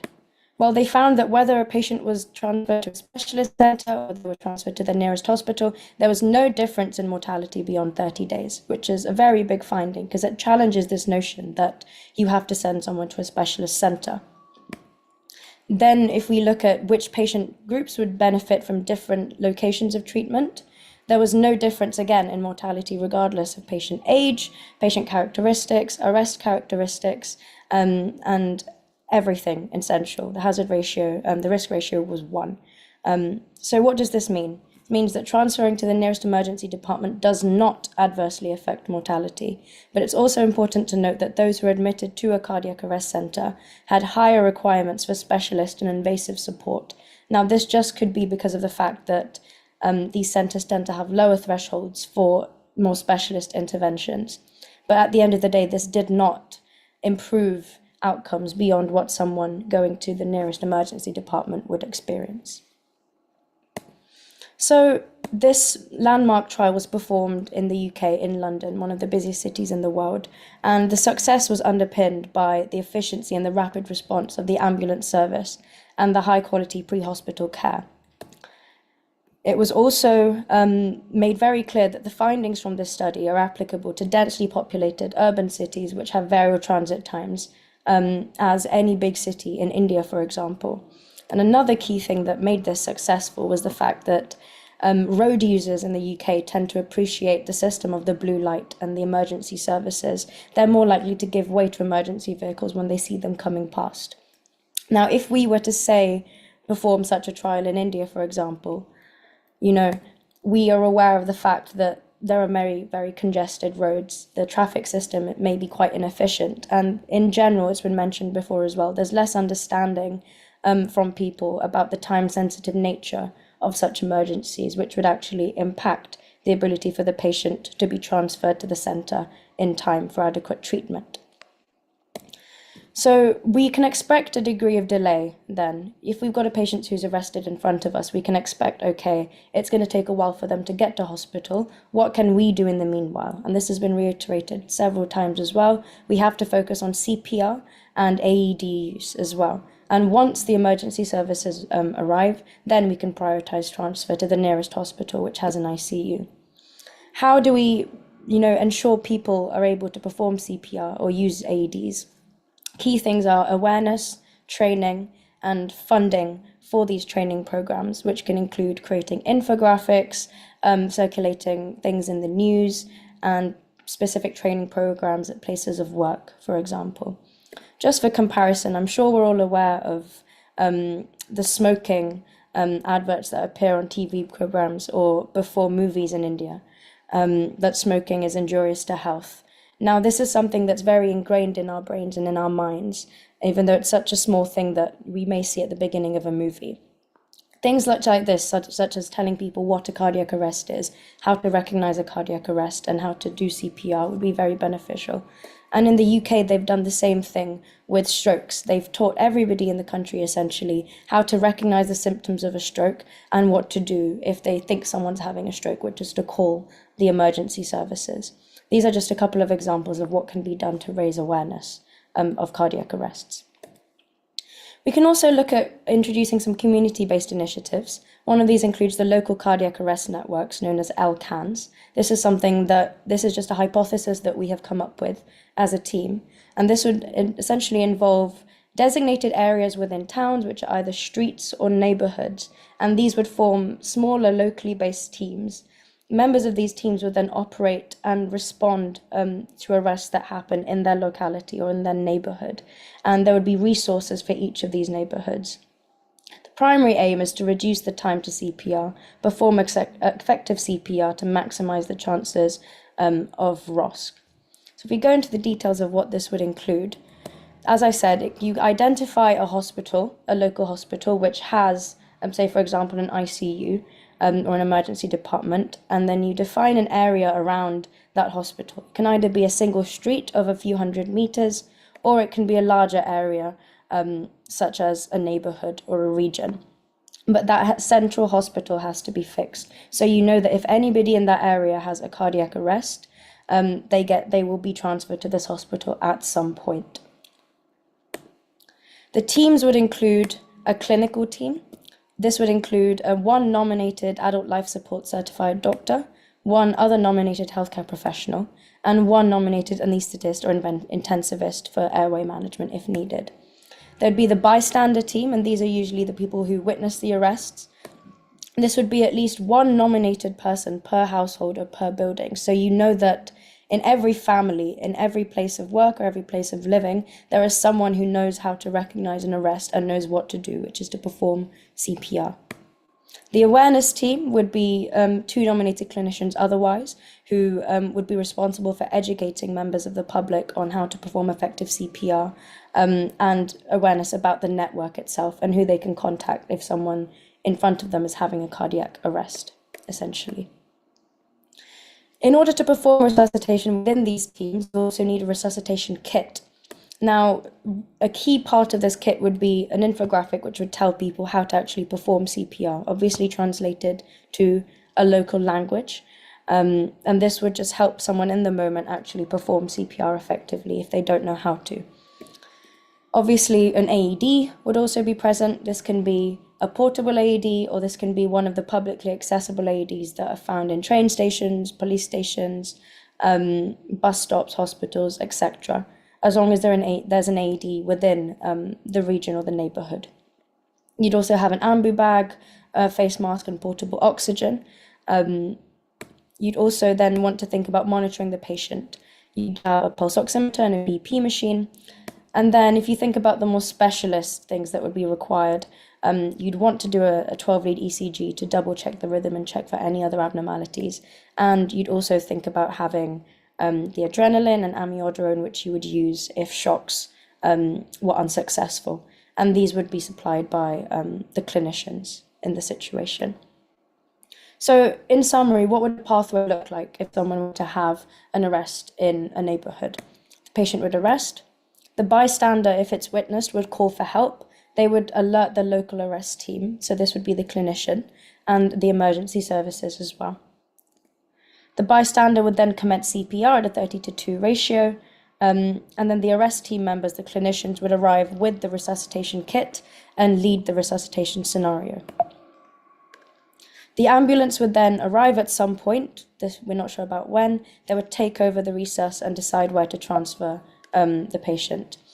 Wherever the nearest hospital is, they would be notified to expect a patient or ask if there are any beds available.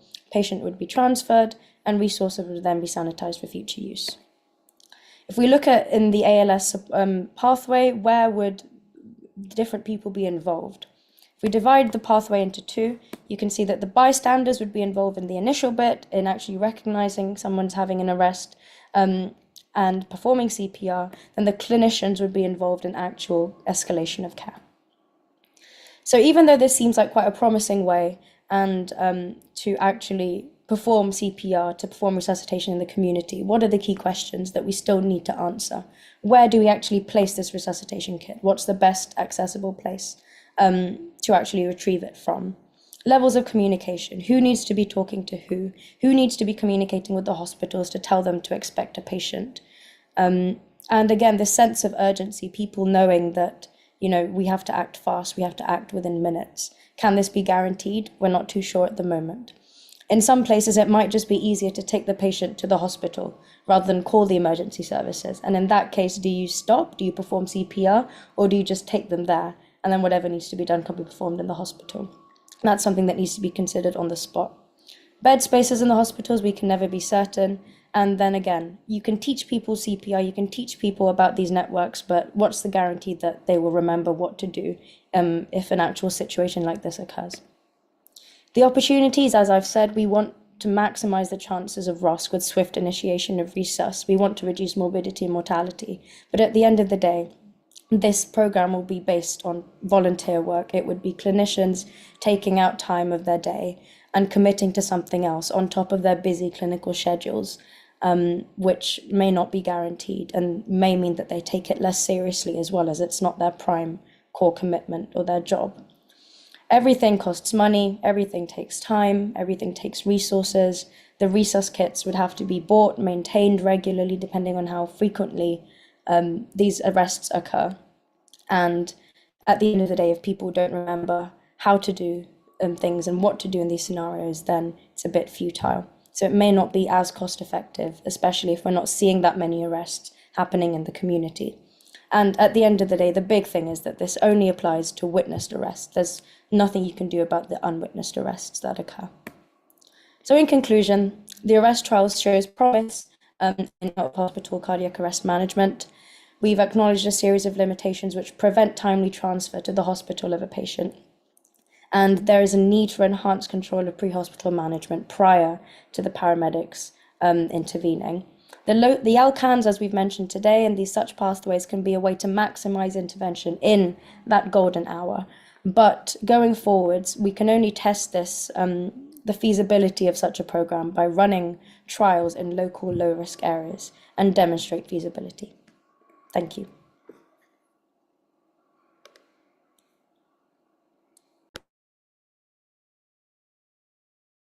Well, thank you, Anshini. That was really insightful and I think provoking as well. I'm sure Janvi will have been having lots of thoughts about this model and the ways you presented your thoughts. So can we have Janvi on?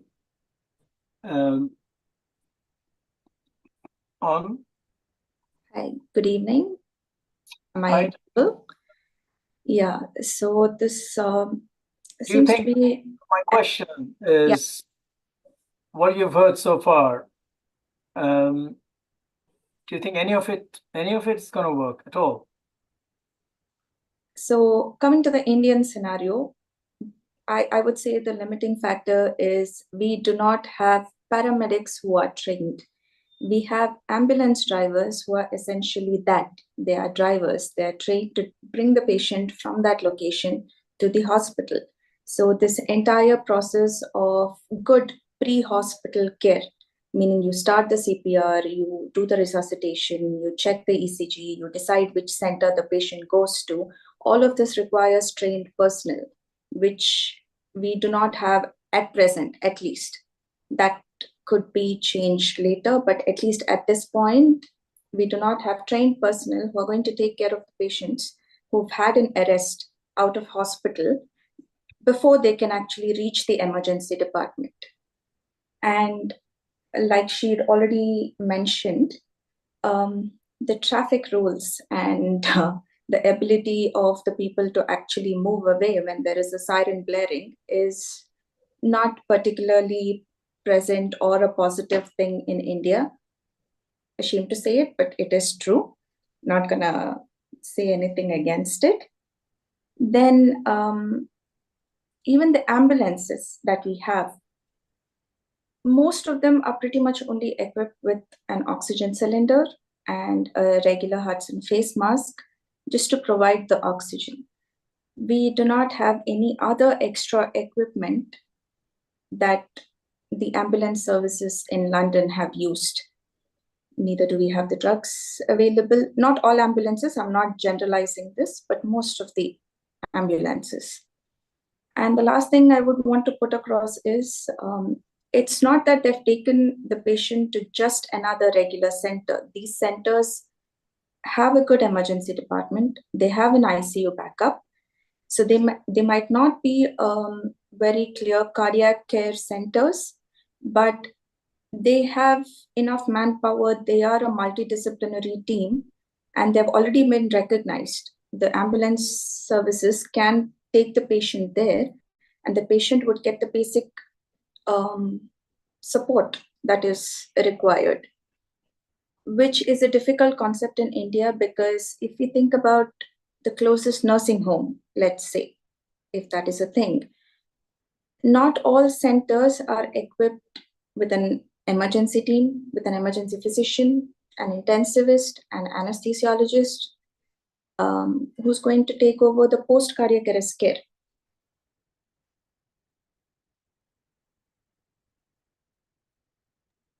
Yeah, so Anshini, what do you think about this? I mean, there's so many negatives which seem to be coming out, but I think I'm very keen to see how this regional and street-based modeling. I think have anything to make a comment in relation to Janvi's comment, Anjani? Quick one, please. Yeah, I think all of those are very, very valid limitations, and I think that's what we hope to address with this model. And by nominating these teams, they don't necessarily have to be paramedics. They will be doctors who live in a certain area or on a certain street, who would then be trained in giving CPR, in giving essentially basic pre-hospital care, and administering the medication alongside the basics of monitoring. I think most doctors or people have done medical training, have done an ECG at some point in their training pathway. So it would just be about brushing up their skills to be able to do this. As I think, yeah, it's perfectly valid. I think the concept of pre-hospital care is negligible in specifically rural areas as well. But I think such networks would help kind of minimize the scope needed. If you identify a hospital which has an ICU and somewhere where you can send a patient to in such a scenario, and then work around that by identifying people who could help, rather than leaving it just to, we'll see what's available. So, I think that's the point of the networks. I'm sorry to interrupt you, but before I come to the other panelists along with Janvi, my question to you and Janvi is that, do you think, are we not moving away from the arrest trial that take it to the next nearby hospital, which means in an Indian context, we need to have in a city designated centers, या मरीज यहीं जा सकता है, यहाँ नहीं जा सकता क्योंकि वहाँ पे कोई, there's no guarantee कि, things would be available. Janvi, what do you think? I wouldn't say that. All the negatives I spoke were only the difficulties that an Indian population or a doctor in India would face specifically. I was just talking about the arrest trial.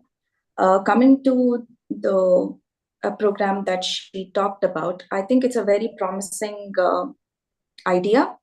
At least if we can get volunteers who we know live in that particular street or a particular area, and if we already have a designated hospital that we know has the basic care, basic intensive care, basic intensivist anesthesiologist who's going to take care of the airways, somebody who's going to maintain the blood pressure of the patient and take care of the hemodynamics, and if somebody can come in even a little later and prognosticate the neurological outcomes, it is a much better scenario than driving 150 kilometers from a very rural network, trying to reach a hospital which has everything that we talked about.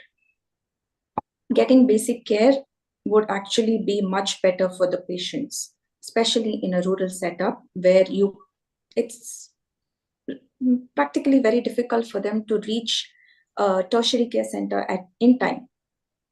So if we have, what is to at least try this in some way? Definitely. Right. How many people might be, as a minimum, might be necessary? I would say, I'm not using the word doctors, but I would say we need at least 3 to 4 healthcare professionals who have to get involved with each patient. Sure. So it's a big ask in general, but yes, exactly. Worth doing a feasibility project and then seeing that. Definitely. Yeah. Because considering we are 1.4 million population, it's not possible to take each cardiac arrest patient in that wonderful period, golden time, into the hospital, which is going to take care of them. So and if the number of AEDs. Yes. Sorry, I'm sorry. And the number of AEDs with Dr. Sinha struggling to put one AED in Patna city, the whole of with this model, this is going to be. I don't think it's a no-brainer that the companies will have to, be shaken away by the demands if we put that we need one AED for every street or every colony or every housing estate. Ideally, they should have one, but still. But yeah, thank you. Stay on. I'm going to come back to you and Anshini before we finish soon. So we have, do we have Dr. Satish? Are you around? Dr. Satish, Bokaro, are you around, sir? No? Well, then we can carry on. So AED is one big issue. And within this context, I would like to cover quickly between you both that if I gave you 10 AEDs for Bangalore, for example, or if I gave you 10 AEDs for Muzaffarpur, you know the geography, where would you place them? How do you decide how you go about putting them where?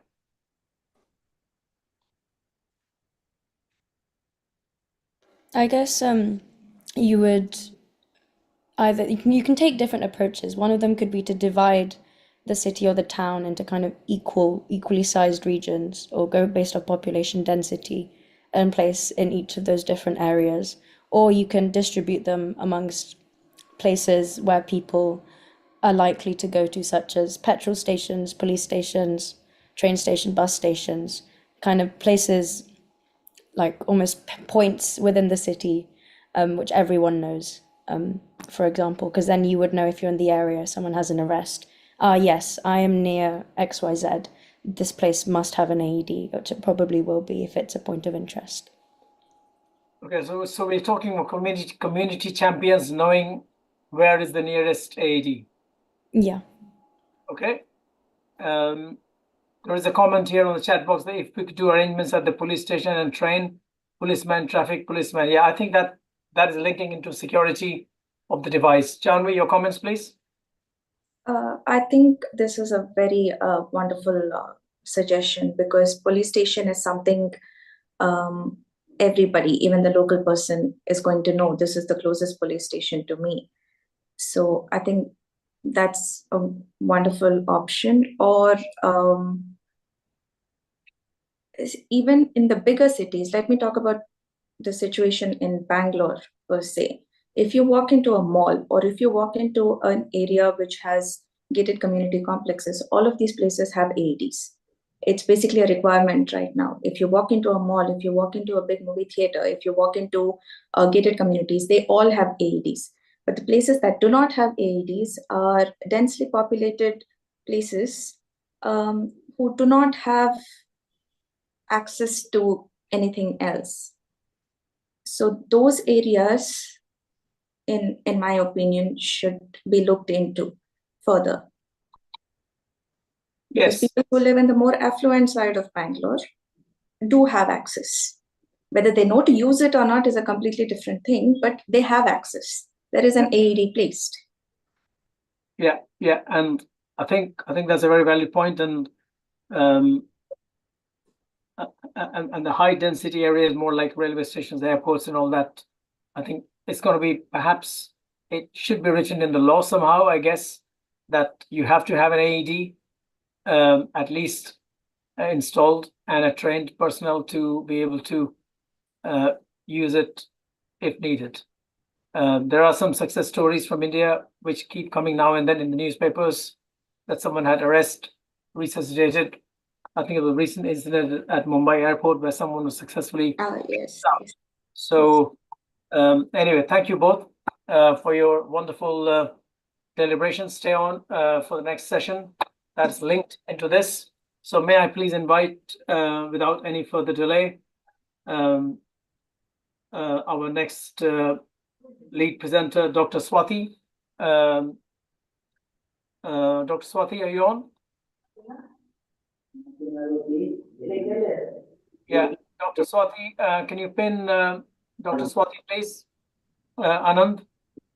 Dr. Swati is Professor of Anesthesiology and Intensive Care at IGIMS Patna. Along with, we have Dr. Rajendra Yadav. Rajendra, are you around? Yes, I am. Hello, everybody. Yeah, Rajendra Yadav is our colleague consultant in stroke medicine at Birmingham University Hospitals. And we have Dr. Rajesh Jha, consultant physician from Bangalore. So Dr. Swati has been presented with a pretty interesting challenge, which is quite difficult one. Swati, how do you think you'd like to go about managing someone who we have somehow successfully resuscitated and passed on to you. Well, thank you, sir, for giving me the opportunity. So it's a very good question as that if ROS has been achieved, now what now? Well, once the ROS has been achieved, well, only a partial work has been done. The main work remains. And most of the research and advancement of cardiac arrest cases have focused on chain of survival measures to improve the cardiac arrest resuscitation. Very less focuses on post-resuscitation care. So that is one area that requires more research and more patient-centric approach. So as you ask the question, how would I see? So first, I have to see what exactly are sudden cardiac arrest patients. We have to understand that perspective, that these victims, they are not a cardiac patient, not a neuro patient, not a like some like fixed, let's say, fixed branch patient. They are a heterogeneous group, and the etiology is heterogeneous, the causes are heterogeneous, and their requirement is also complex. And there could not be a standardized approach for managing them. So as we talked sometime, that first we need to see that what phenotype the patient belongs to. So once the ROS has been achieved, though we have a guidelines, we have certain approach for the patient to manage their circulation, their ventilation and everything. But what people has to be involved, that depends upon the phenotype of the patient. So whom you have to call cardiologist, you have to call neurologist. We have to decide on the basis of that. The second thing which we need to understand, what is survivorship? So we are talking about sudden cardiac arrest survivor. So how do we define this word survivorship?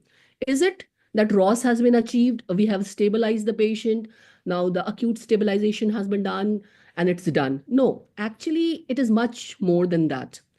It focuses on the individual who have survived cardiac arrest till end of their life, to their social rehabilitation, to their family rehabilitation, everything. So survivorship is not only what is that acute management. We have to think about that. Then if you see this image, as Arshini talked about the different, the chain of survival, which the cardiac arrest patient has to, we have to give to the cardiac arrest patient. Now, if we want a happy patient, as you can see in my image, then we definitely need the very good post-resuscitation care. We need to have a dedicated team who would know exactly what they have to do. As we listened in the last session that everyone was talking about that where the patient should be taken. Now, what my perspective is that once the patient is in cardiac arrest, now shifting of the patient should be avoided and management has to be done there itself. And as soon as possible to the nearest hospital or the local center, patient has to go. And the post-resuscitation care, the immediate post-resuscitation care should be started at the level of local hospital, which could be near to the victim, where, I mean, less time would be spent in the transport and all.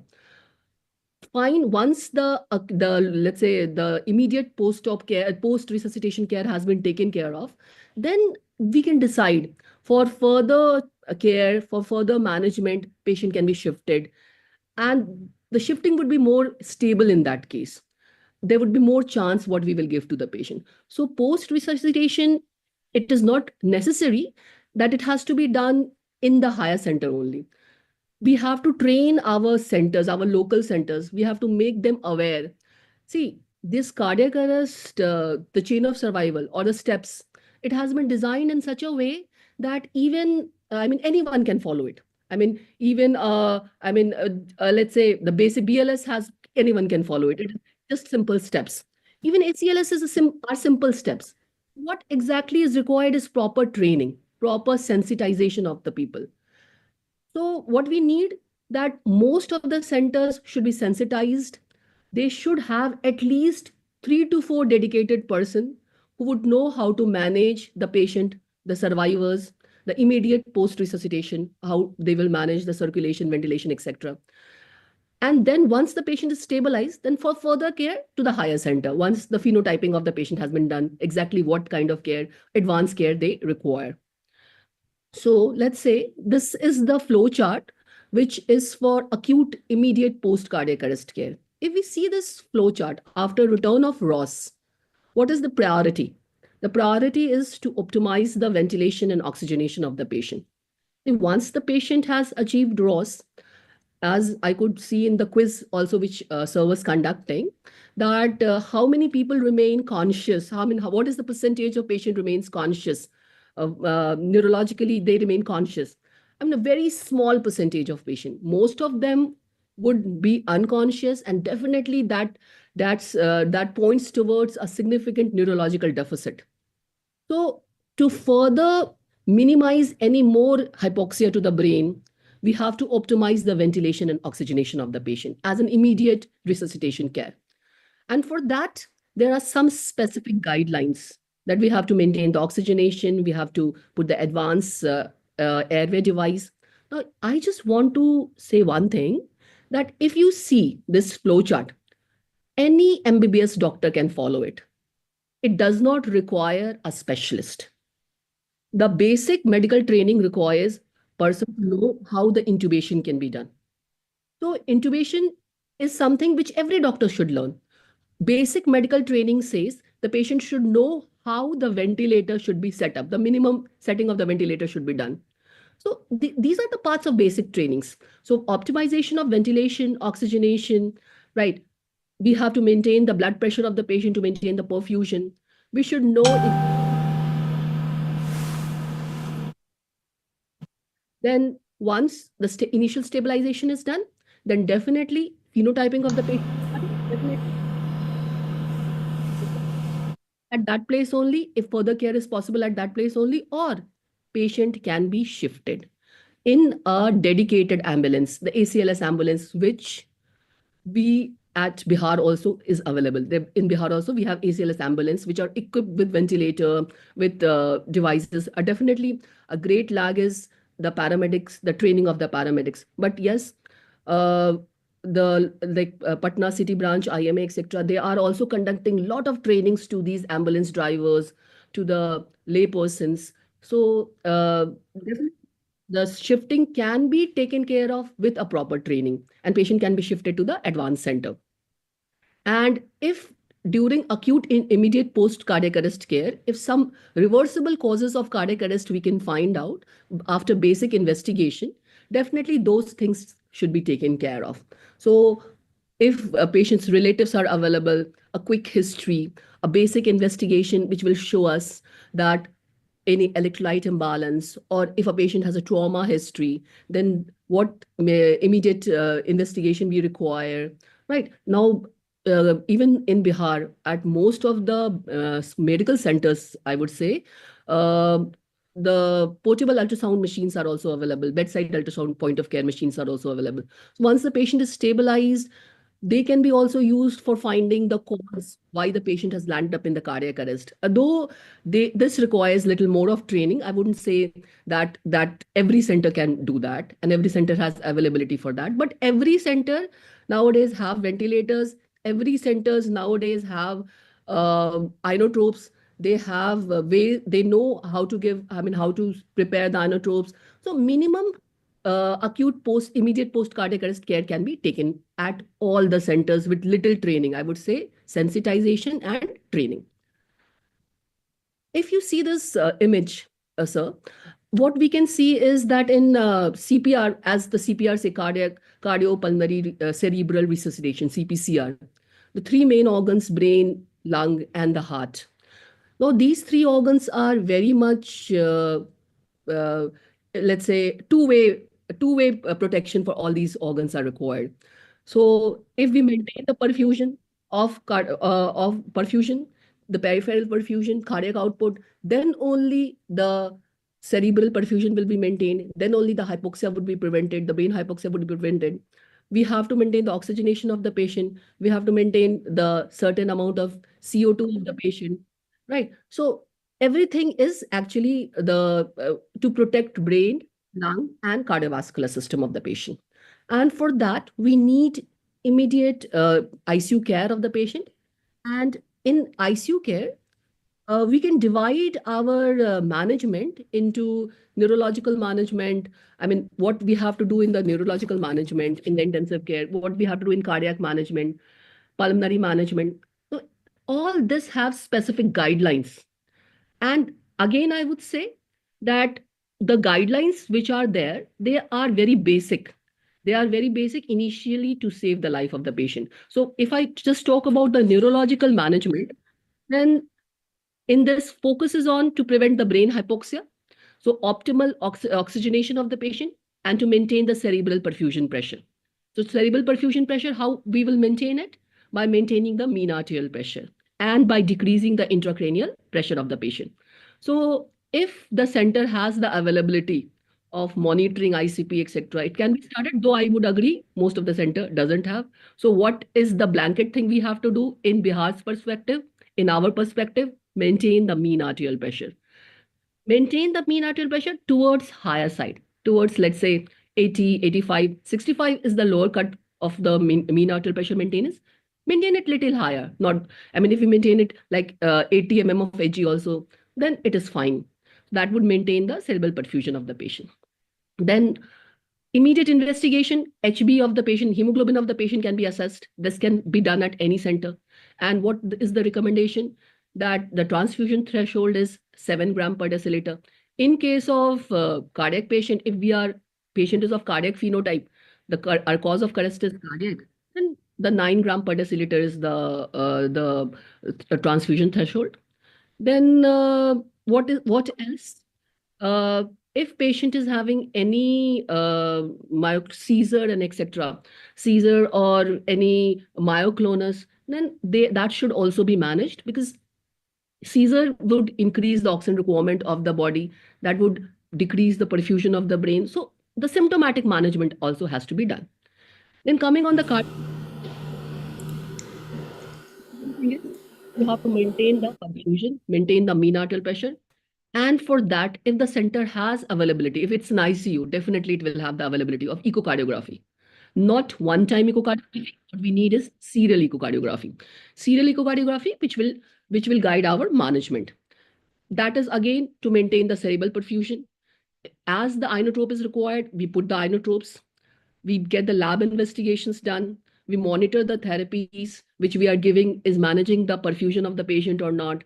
Then if the center has availability and if the patient require, advanced center definitely will have the availability of mechanical supports like IABP and all.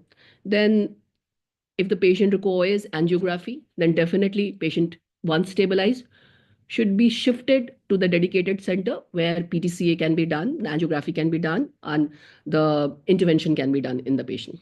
Then what else? Pulmonary. Pulmonary, again, we have to maintain the oxygenation and perfusion. Now, after ROS, what is the target saturation of the patient? One thing which I see at most of the centers, like our ICUs, or even in my hospital is a tertiary care center. But even in my ICU, post-arrest patient, sometimes I see the residents, the junior doctors, they are giving 100% oxygen to the patient. Well, we have to be very clear in our mind that oxygen is a double-edged sword. It is required in a required concentration. It is toxic in a higher concentration. So we have to titrate our oxygen therapy to such an extent that saturation is maintained between 92 to 96%, right? Or 92 to 98% max. So we have to decrease the oxygen concentration of the PaO2, the carbon dioxide of the patient, should be maintained within normal limit, or little hypercapnia we allow. Just we maintain the pH above 7.2 in ICUs for these patients. Then the hematological support, as I already said, the HB should be, the transfusion threshold should be 7 gram per deciliter. DVT prophylaxis should be started. Low molecular weight heparin is most preferred. If possible, even in the immediate ICU, patient should be started with enteral nutrition. Well, enteral nutrition is very important. If patient is in shock and not tolerating the feed, then trophic enteral nutrition should be started. And if it is not possible, then parenteral nutrition should be started, because nutrition is very important for overall recovery. See, all these management which I'm talking about, I'm thinking the patient's outcome in long run. So if I will not think about an immediate post cardiac arrest care, the patient's nutrition, there's a possibility I would not get a viable patient later on. Then the antibiotics we start empirically in these patients, because there's a risk of lower respiratory tract infection high in these patients. Then we never rely on the markers like C-reactive protein and procalcitonin in managing our antibiotic therapy in these patients, because they would anyway be raised in these patients because of the sympathetic. Summarize, thank you. Then endocrine management, the fluid management, mostly we choose the fluid according to the phenotype. If it is mostly the CNS cause, the neuro cause, we try to go for normal saline and keep the sodium towards higher side. Other patient, we go for balanced salt solution, anything plasmolite or Ringer's lactate. So these are the ICU management of the patient. So once patient has been in immediate post-resuscitation, patient has been stabilized, patient has been further stabilized in the ICU, the phenotype of the patient has been taken care of, we have stabilized our patient, the management further should be planned with the family. We need multidisciplinary treatment for the patient. So what doctors has to be involved? Now, intensivist would be there, a neurologist if it's a neurophenotype, cardiologist would be required if it's a cardiac phenotype, or let's say other cause, accordingly we will involve more physician, etc. Then family has to be involved, and at regular interval management of these patients, the family should be updated. So decisions should be shared with the family. The family should be involved in the management. Then only when family is being involved, then only the patient outcome and long-term resuscitation would be better in these patients. Then after once the ICU care and let's say resuscitation has been successful in these patients, for the long term, we have to think about their existential well-being. We need to think about their reintegration and return to work, the social support and relationship management of these patients, everything. So a dedicated social worker, a dedicated, maybe an MBBS doctor team should talk to the patients for in a long run also for their total rehabilitation. Then talking all these about the management, where are we lagging in research or in our management? The most important thing when I did a, let's say, study on this topic, what is the lag point is the complete absence of a coordinated plan to assess, reassess these survivors. And most of the studies which has been done on the cardiac arrest victim survivors, they have the outcome which has been focused on is clinical reported outcome, not on patient-centric outcome. So we need more study in this area on patient-centric outcome. So I have seen all the studies which has been done. They have the outcome like ROS achieved, outcome like patient discharged. I mean, these are clinical outcome. We need that. How much the activity level the patient achieved, the patient outcome, what patient has been achieved. So patient reported outcome is required. Then what should be our goal for post cardiac arrest survivors? It is required. Let me summarize. Swati, can we summarize? We're getting late. Yeah. Tailored approach. So this is how we have to go. We have to go for the long-term management of these patients. And saying this, I end that surviving cardiac arrest may result in many challenges, which may not be easy to manage. And both patient and their family need therapy and counseling for years. Thank you.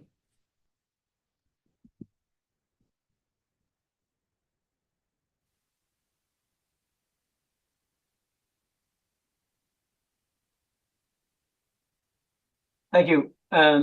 If you can stop sharing, we can move on to the next bit of the program. That was a very, very comprehensive overview.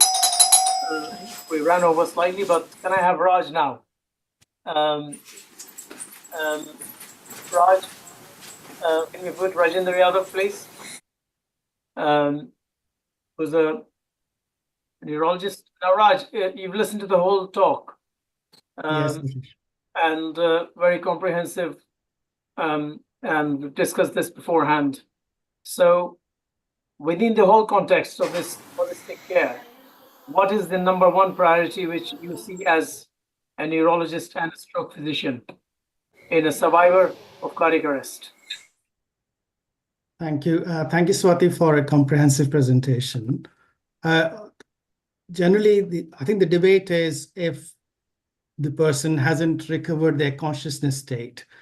The ones who have made a fantastic recovery and are up on their feet in 24 hours of time of their ITU stay, the controversy doesn't arise. Controversy arises when we come across initial acute intervention, which stretches beyond 24 to 72 hours, and the patient is in prolonged disorder of consciousness, which could be either in a vegetative state or a minimally conscious state. And in either of them, after the treatables have been treated and the interventionist is assured that, they haven't got any untreatable causes investigated, then the emergence from coma or disorder of consciousness is generally through a gradual process of recovery, which requires serial observations, looking for a consistent or higher level of response to be able to make a prognostication. That assessment shouldn't be done by individual clinicians, but it should be done by a multidisciplinary team, which has got their individual roles to play. So when Raj, can I come in? So I know this happens frequently, but at what timeline do you kick in this prognostication? So I think on an average, we got to wait for at least 72 hours. Okay, so now I'm going to pick on this slightly just for the audience engagement. We know from, can everyone else please put their cameras or put them on mute so that there's no interference. It's a very important topic. So the arrest trial showed that even the ambulance service at the scene can send a Miracle 2 score provisionally to the hospital saying this is the Miracle 2 score, this is not a good substrate who's going to be, a survivor eventually going out of the hospital. So taking that into account and then combining that to the SCAI shock score, traditionally we moved on from 72 to 48 hours at neuroprognostication in the hospitals. So do you think 72 hours is still what it should be, or it should be routinely 48 hours when that formal prognostication MDT kicks in every day? Raj. So one rule doesn't apply to all.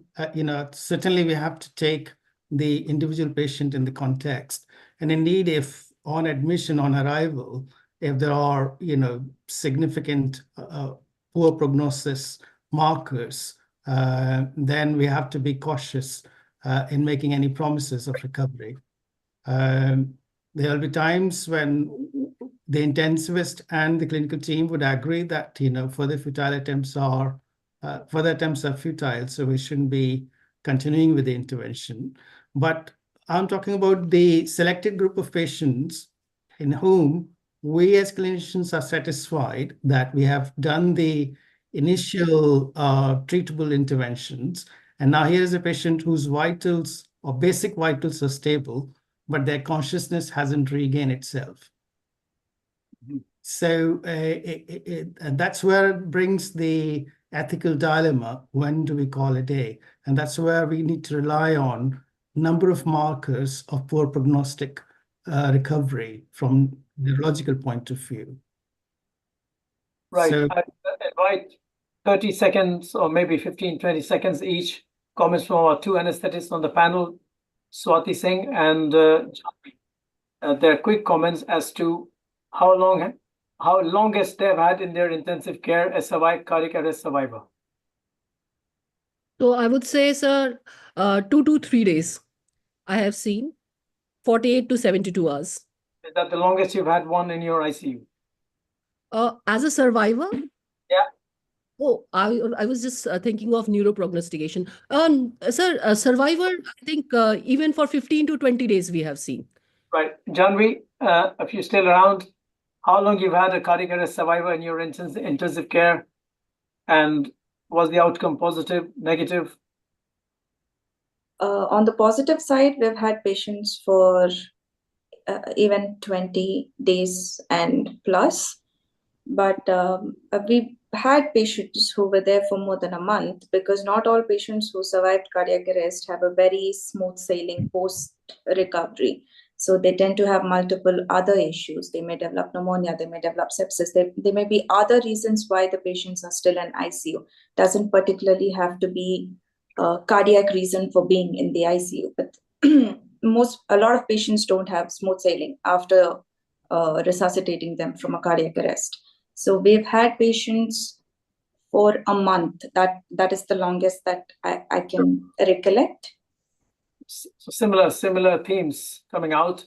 And from a cardiology point of view, I think Raj would agree that we would just get involved if they are within that phenotype where they would qualify for a secondary prevention ICD, which is the key to their journey afterwards, is to prevent a second arrest or treat a second arrest if it happens. Thank you very much, both of you. Can I quickly come into Dr. Rajesh Jha? Dr. Jha? Yes, sir. Yes, please, your views, please, on you've listened to this wonderful deliberations, and Raj, stay on.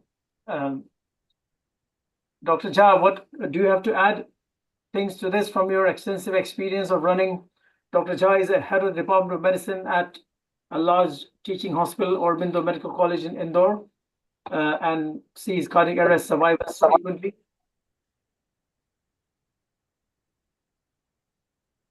Dr. Jha?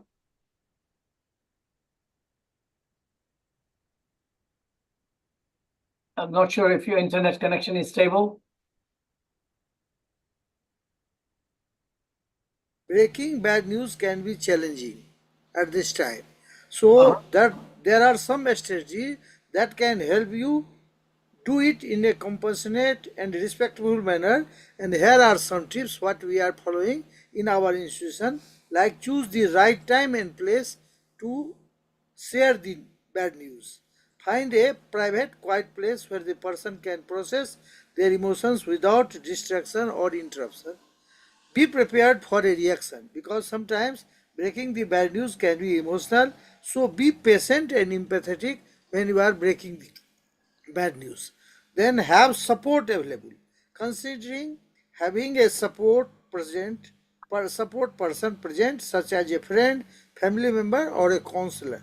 Then delivering the news. Be clear and direct. Use simple and straightforward language to convey the news. Be honest and transparent. Avoid beating around the bush or giving the false hope. Show empathy and compassion, and use non-verbal cues like body language and tone of voice to show you care.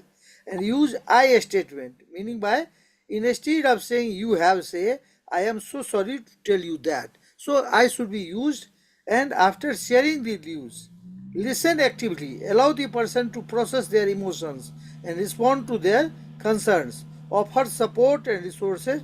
Provide information about counseling, support groups, or other resources that may be helpful. Respect their boundaries. Don't push them to talk or share more than they are comfortable with.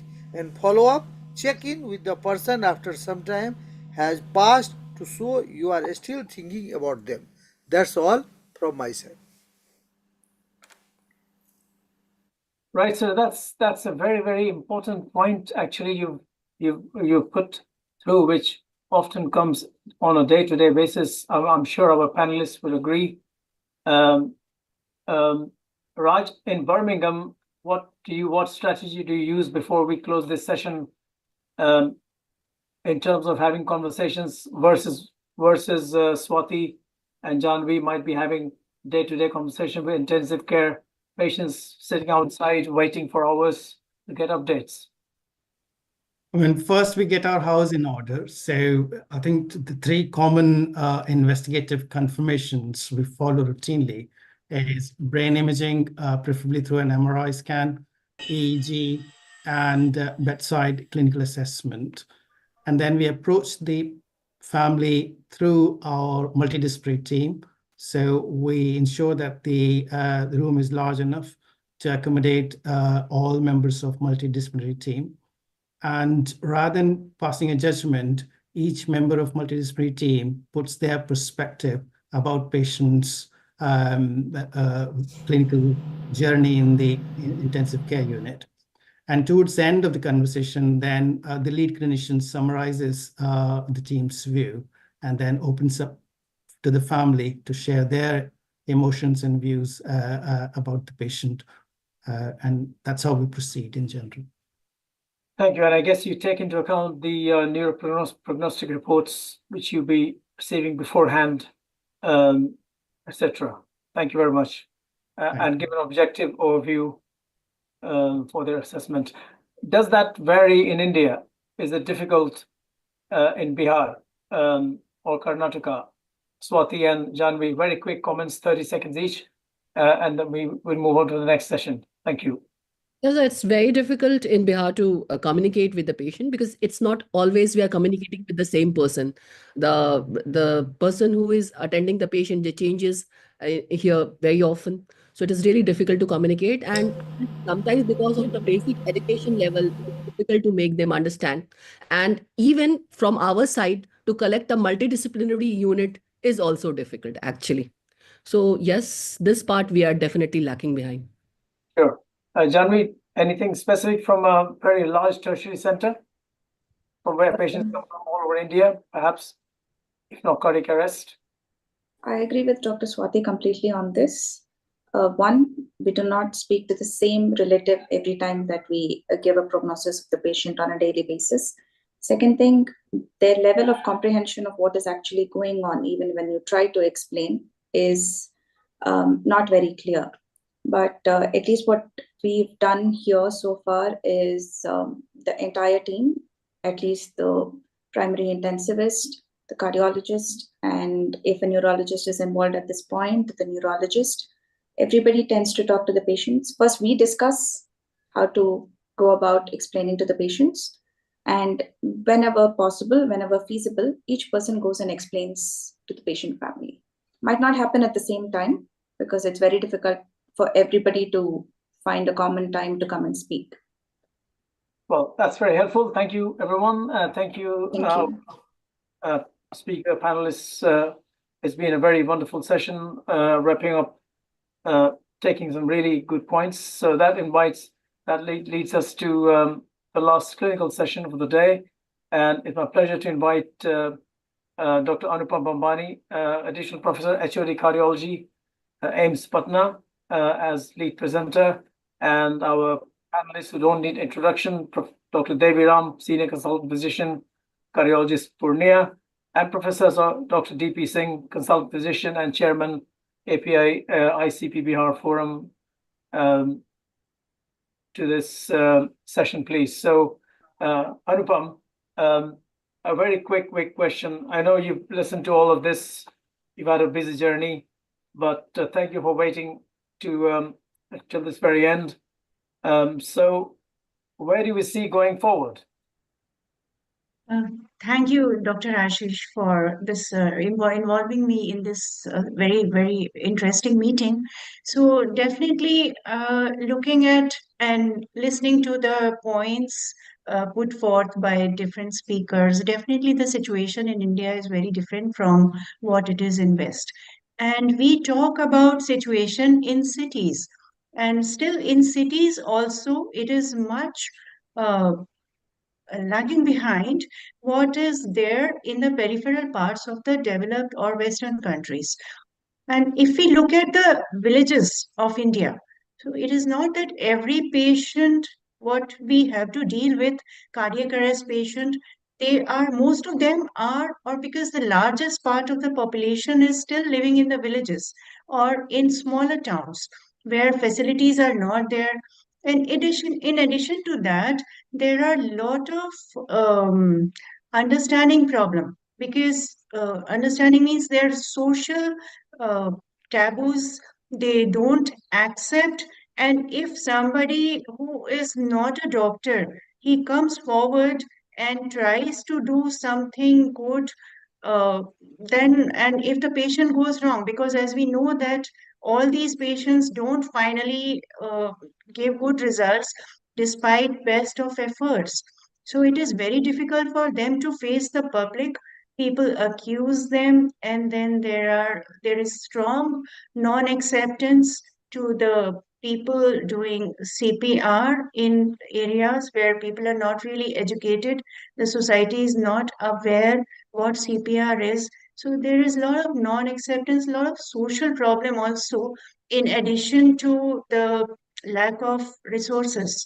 And we do talk about that we don't have uh, good AEDs, or the numbers of AEDs are lesser. But if we really look at the data, whatever number of AEDs have been installed across the country, how many really have been used even once? So that tells us that putting the resources in place, or the machines in place is not just sufficient. The culture, the understanding has to be changed. People have to be educated. And for that, as it was suggested by one of the discussants, actually two, three discussants, senior people, that we have to target the school children and the young students, the adolescents and other students. They have to be taught. So at least they can talk to their families, discuss, and then change the culture, increase the acceptance, increase the understanding, that they have to understand about the changes in lifestyle to prevent the diseases which predispose them to cardiac arrest, which make them high risk people for the cardiac arrest.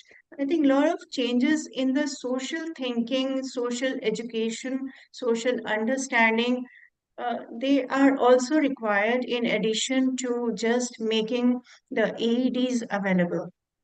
So with this, if I would um, go through just quickly, I'll show you some of the slides uh, which I thought would be worth discussing in this context.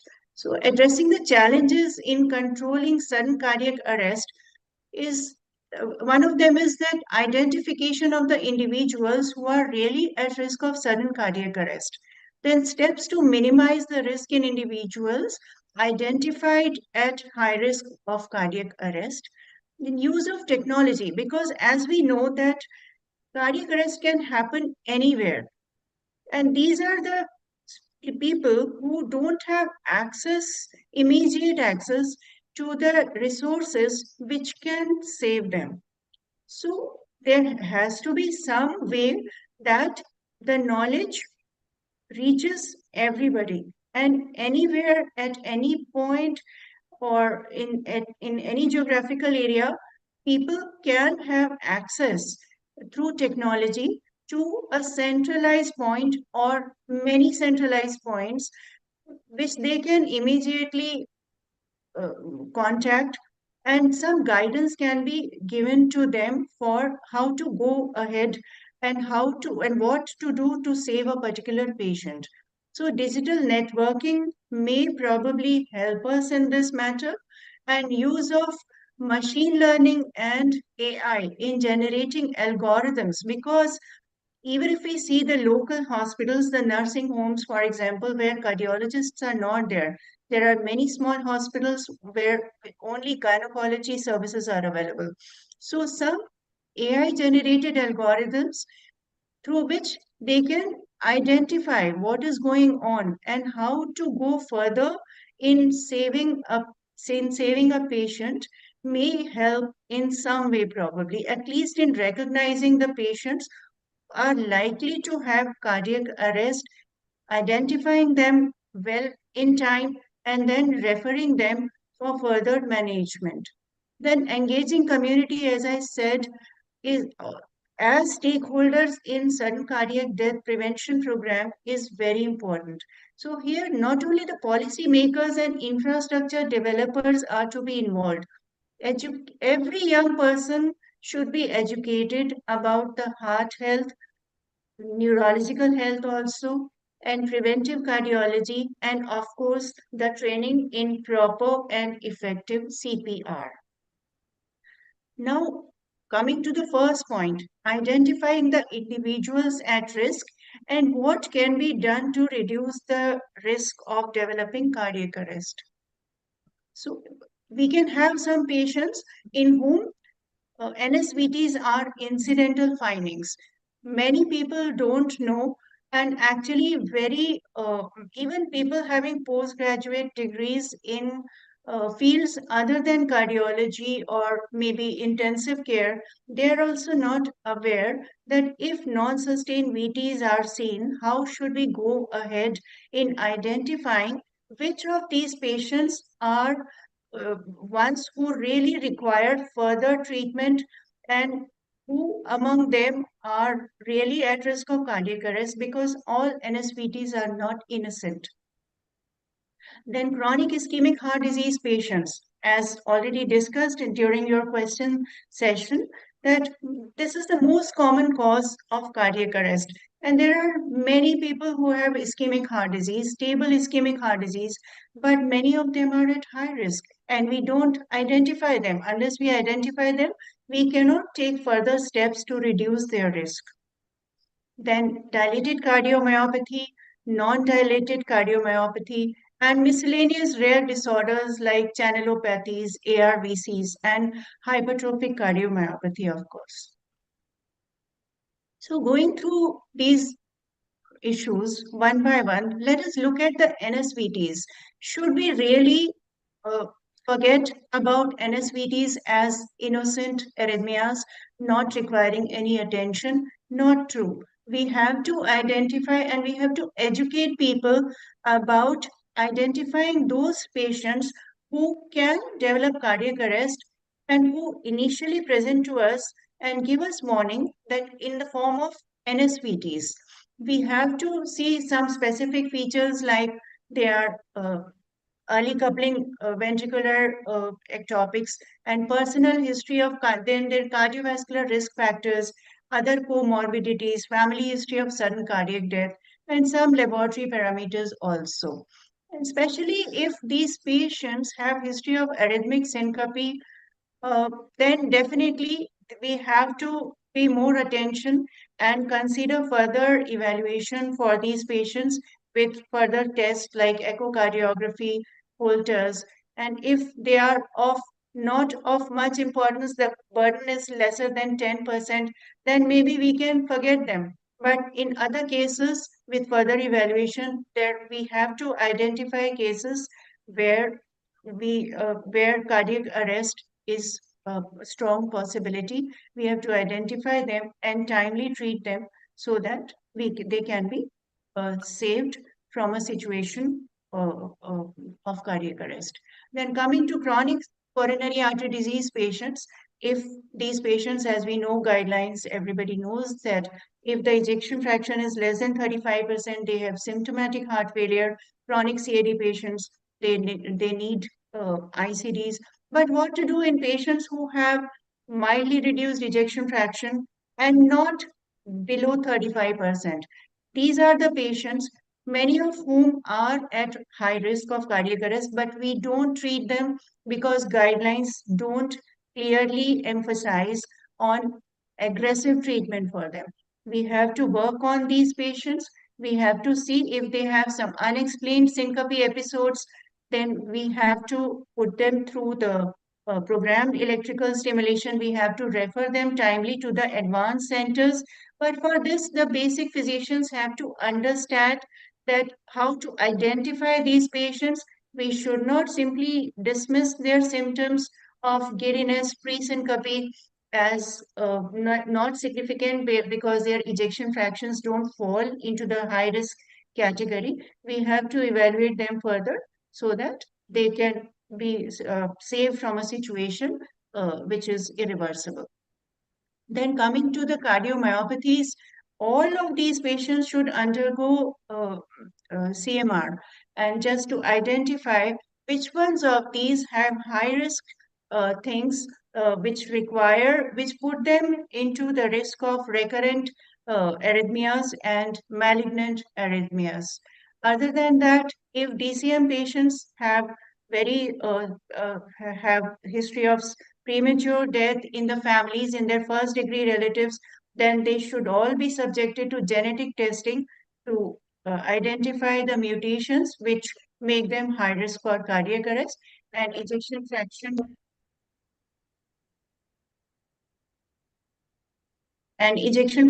of course is a determinant of which of these patients should be subjected to device therapies and ICD implantations. And those which have, despite all this workup, if they have unexplained syncope, then definitely electrophysiological studies should be done to identify. If they have inducible sustained VTs, then definitely they should be sent for further treatment with ICDs. Other than that, it is very important that all these LV dysfunction patients should be put on adequate and maximally tolerated doses of the required medicines for LV dysfunction. So heart failure therapy rather, because we know that despite if we just give these 4 pillars in the maximally tolerated doses and guideline recommended doses, then risk of sudden cardiac death is also reduced even in those who do not have ICDs implantations. Coming to the rare disorders, which are relatively rare, I should say, the ARVC and which predispose them to ventricular arrhythmias, all of them should undergo MRIs. We should identify the high-risk features in MRI like aneurysms of right ventricle apex, and then some ECG features. People should be made aware of this so that timely they can send them for further device therapy managements. And we should also look for the high-risk features of hypertrophic cardiomyopathies, the high-risk ECG features. Now, European Society of Cardiology has made it very simple that there is no need to memorize what features should be there to categorize them as high-risk patients for developing arrhythmias and sudden cardiac death. There is an app on which we can simply put their data and we can know who are the high-risk patients, and specific categories like people who have 6% or more risk of sudden cardiac death annually, they should be sent for timely ICDs. And sorry about the quality of my slides. These were made in a hurry. So all of them should go through the MRI, cardiac MRI with the late gadolinium enhancements. And it is also now recognized that there's no need to restrict people of HCM from doing vigorous exercises because all of them are not really at risk if we properly work them up to identify the group which are low risk. And even if they have high gadolinium enhancement, which is 15% of or more of the LV mass, or they have ejection fractions lesser than 50% or LV apical aneurysms, then we should definitely look for the pathogenic mutations and send them timely for further preventive therapies. So, concluding, the challenges in addressing the epidemic of sudden cardiac death should focus definitely along the framework of identify the high-risk patients, predict the occurrence of sudden cardiac arrest, prevent those situations, and in case it happens, we should know how to respond. There should be a centralized area or some emergency person or a center for every geographical area where people can contact the senior person or a more expert person who can guide them through this situation.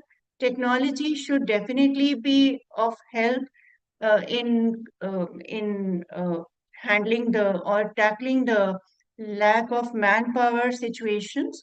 An ultimate solution to this challenge, I feel, requires greater awareness in the society, involvement of society, and focused public policies. Thank you.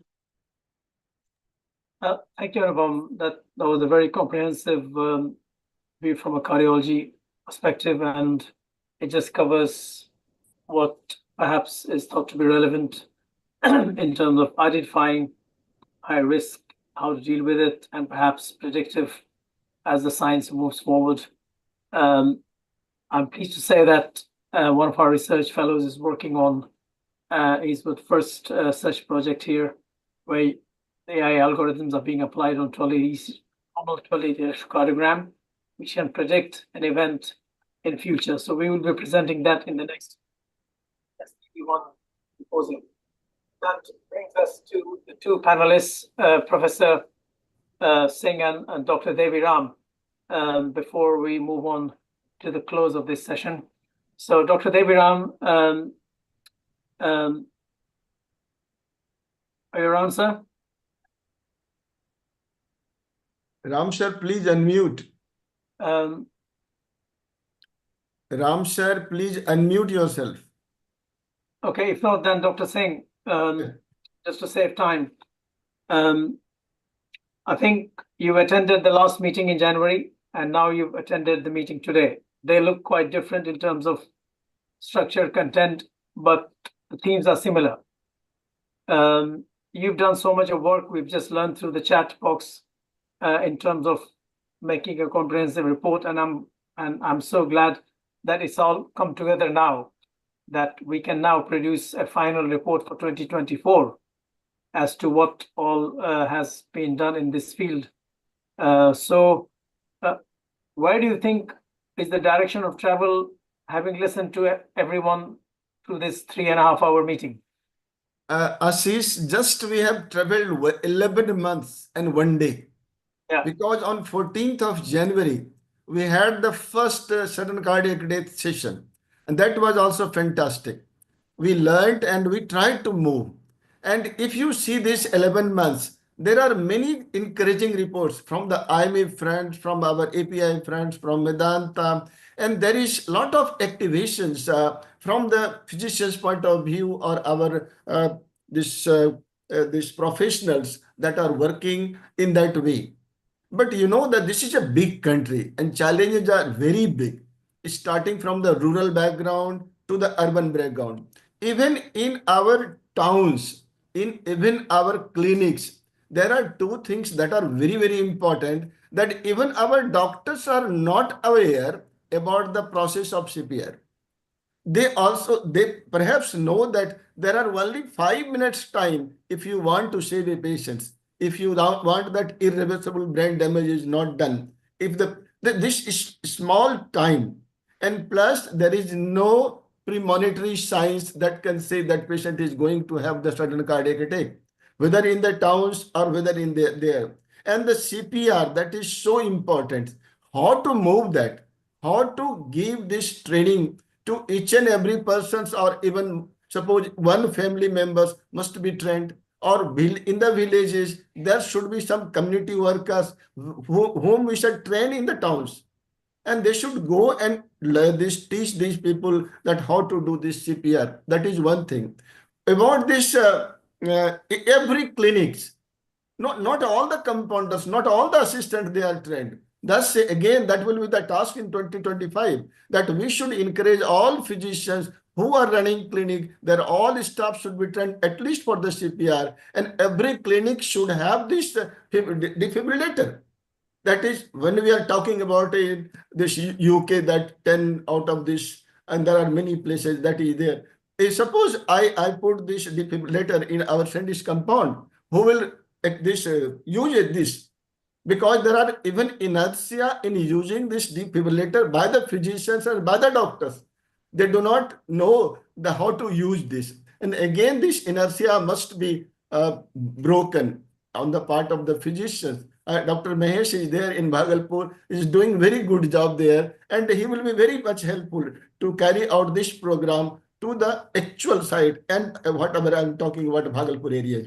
And then this advanced supports and other things will be there. So there is a big challenges are there in this in the 2025. But yes, we must use this AI and other the recent techniques so that this message, this awareness message should go in the long way to the doctors first, to the compounders and assistants second, and to the whole area, starting from the towns to the villages, so that we can make everybody aware how this preventive program of sudden cardiac death should go and should reach each and every village. I don't say each and every person. And do you agree that we should be trying some local models and see which one works for our area best, like the one presented in the session before? Local cardiac arrest network models. And every area is free to model themselves as to how they want to model their own area and have volunteers. And then see what it comes, at least try it.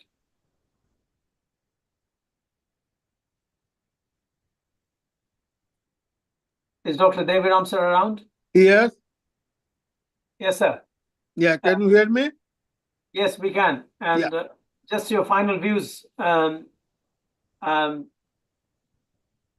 this particular theme about going forwards. In my opinion, the best part is awareness about the cardiac arrest and awareness about how to do the CPR.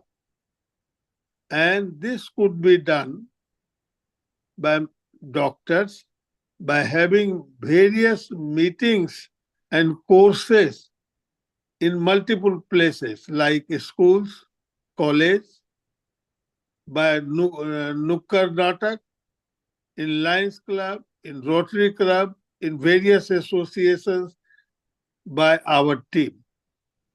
And there could be slides which could be present in local cinema hall, and that thing we can use in training the people about lifestyle changes also, telling the risk factor of cardiac disease at the same time. And as we have discussed earlier, the ambulance drivers, they just know how to drive it.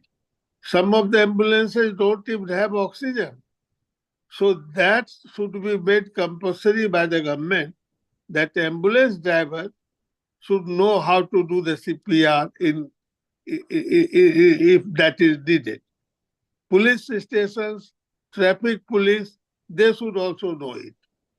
And the worst aspect which I want to bring to your kind attention is that some of the incidences which had happened with me also, that 2 decades back, that I gave some trichloril to a child who I was going to do the echocardiography, and unfortunately the child died. Similarly, when I came here to start my practice, I used to have oxygen cylinder, sucker, and used to try to revive the very serious patient. But again, I ended up with an ugly scene at one day, and since then I have stopped it. So take the scenario in Bihar that somebody had cardiac arrest and one started CPR, and you know the chances of them surviving is less than dying.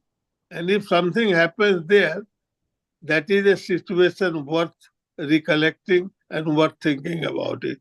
But having said that, all this, awareness about the cardiac arrest and awareness of CPR and teaching about lifestyle changes, reducing the risk factor, that's all we can certainly do. Thank you, sir. That is a very, very comprehensive and a well presented theme and take home message from this this session. With that, we come to a formal end. There are a few questions. So before we close the scientific element and ask Dr.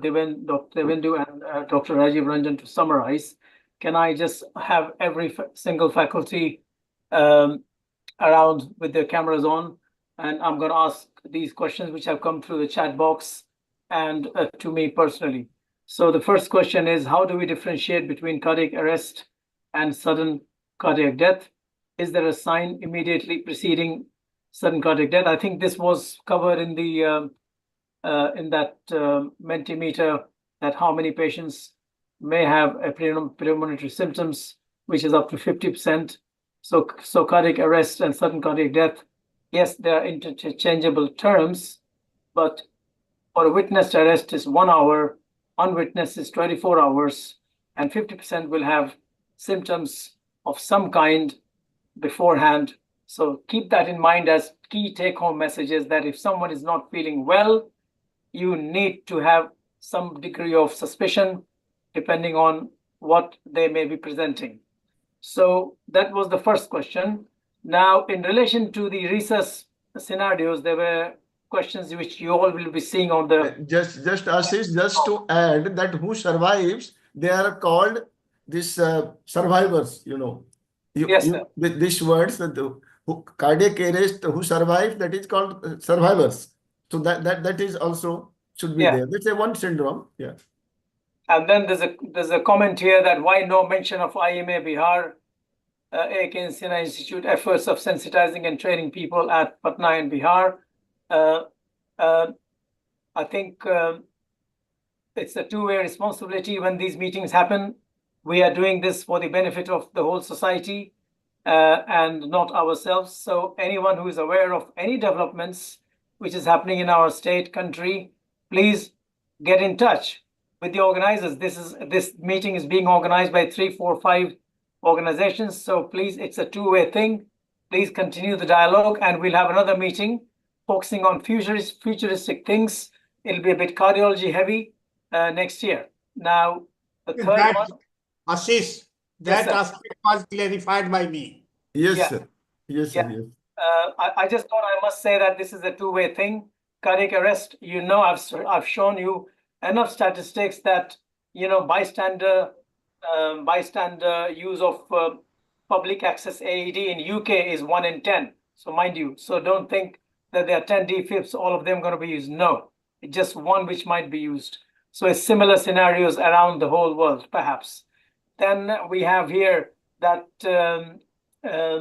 what about how long, what post-CPR care would you provide on site where the event has happened after the ROSC has been achieved? Because there was a comment made that you should continue to look after the patient as much as possible there. So I think how many anesthetists, intensivists do we still have? Janvi on or Swati, anybody who may want to ask this?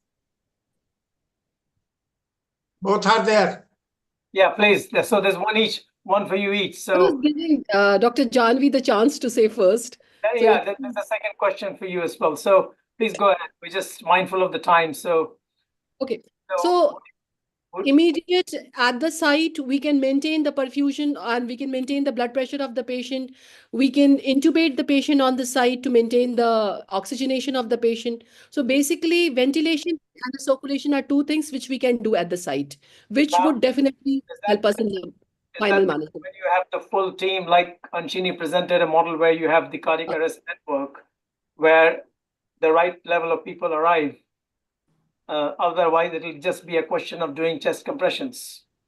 Yeah, actually, ACLS van do have the IV cannulas. They have the emergency drugs. Yeah. So provided you have that certified team with the certified equipment, the minimum number of medications. We need proper training for that. We need more intensive work on that level. Definitely in our state, especially. Right. Thank you. And the question for Janvi, what post-CPR care at local level? I think I did say that after ROSC. And then there was a question about which I think Janvi might be able to deal with as well. where would you end post-ROSC care? When would you end? Okay.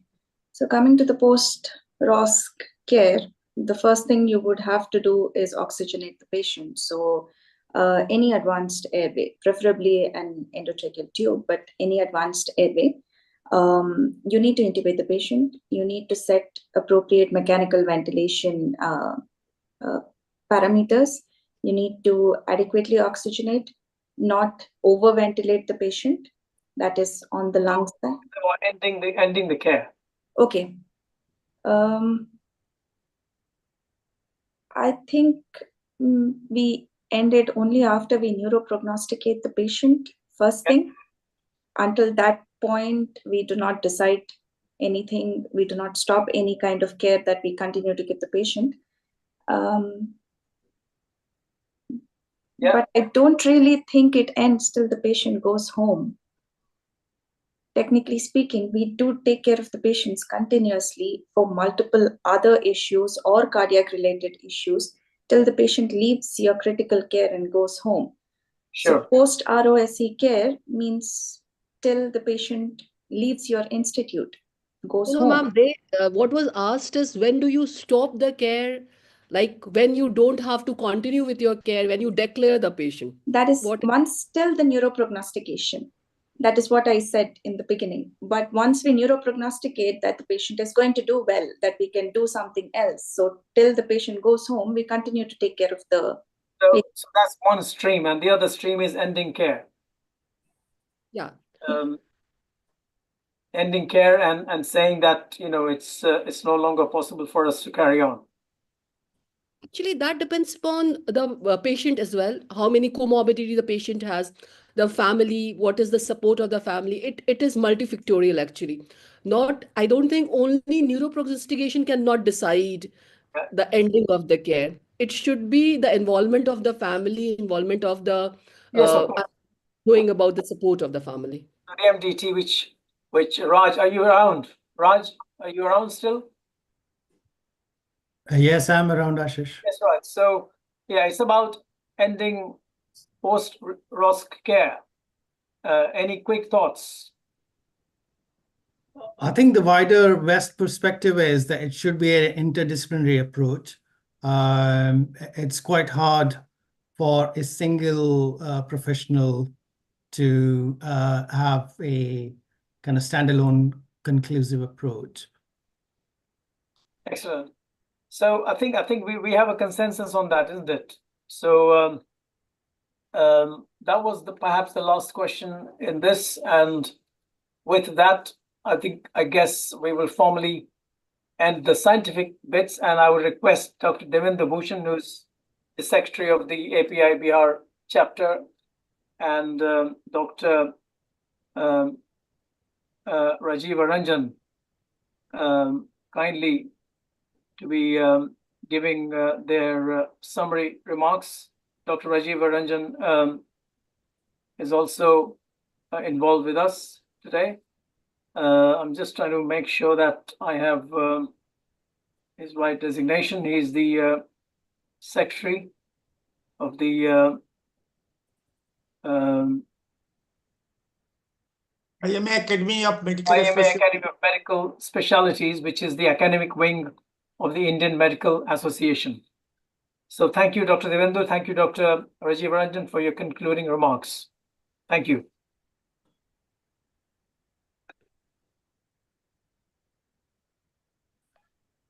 Dr. Devendra? Dr. Rajiv?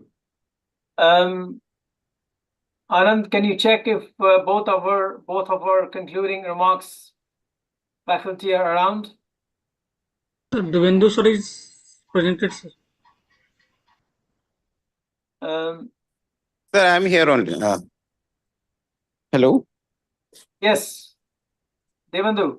Yes, sir. Please, could you summarize? Yes, sir, I do. So thank you all the faculties over here.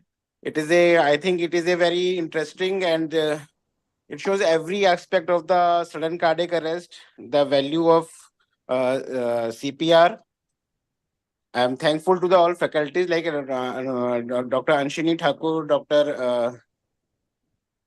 Dr. Swati Sinha ma'am, Dr. Anupam Ambani madam, and all the chairpersons. And special thanks to Dr. Ashish Thakur sir, who from abroad also he is concerned about the our health status of our country and our state, and he's continuously working on it. What we are saying that Dr. Ajay Sinha sir is also is in very much in this program of giving training Yes. for. Devendu, 1 minute, आधा minute. You are supposed to summarize what have been talked. For Okay, sir. Thanksgiving, Santosh is there. Okay, sir. Okay, sir. So what we have to summarize, what we have learned today is the effectiveness of the CPR. That is as how it is beneficial in the out of hospital arrest and in hospital arrest. What are the challenges which we found? So training of the what we concluded that training of the all other caregivers besides the doctors is must. In fact, as we have practicing in our institute also and in the foundation course only. That is BLS and ACLS is BLS is included in the foundation course of the MBBS in the nursing. So this will be part of all the healthcare related like emergency medical technician, radiographer, pharmacist. It should be included in all those things. Even in the general public, there are various schools where these trainings are given, especially in the private schools. But there should be a target to include all the government schools too. So this is the one skill which can save the life. And as Dr. Swati ma'am has also said, that the effect of CPR doesn't end with the CPR. It has the post CPR care is one of the important thing which we should care about. We should make the patient as comfortable as possible. We have to find that too. And the challenges, as Dr. Mambani madam has already discussed, that we should take this as a challenge, and we should train all our faculties and healthcare workers in the public, and to save the precious life of people.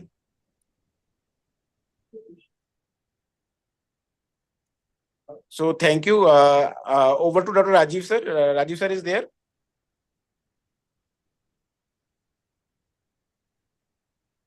Dr. Rajiv sir. No, sir. No response, miss. Okay, so can I request Dr. Santosh Kumar Singh, Secretary, IMABR chapter? Yes, Dr. thank you. Kumar Singh, Thank you, Ashish sir. Good evening to all. It for has been. the vote of thanks. Thank you. Thank you, sir. Thank you. Good evening to all. It has been such an honor to be a part of this wonderful event. I, Dr. Santosh Kumar Singh, deem it a great hour and privilege to propose the vote of thanks on this occasion. Nowadays, cardiac arrests are happening among youth, which is worrying. In this respect, today's topic was informative for everyone.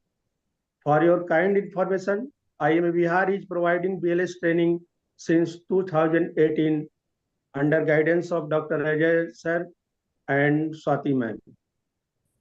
On behalf of the IIM Bihar, I would like to extend my heartfelt gratitude to our esteemed guest, Professor Dr. B.B. Thakur sir, Chairman, Hydayam Foundation, Dr. R.K. Singhal sir, Dean ICP, Professor Dr. Jyotirmay Pal sir, President-elect API, Professor Dr. Shahjanand Prasad Singh sir, past President, National President IMA, Dr. Kamlesh Tiwari sir, Dean-elect API, Professor Dr. P.K. Agrawal sir, Chairman API Bihar chapter. Thank you, sir.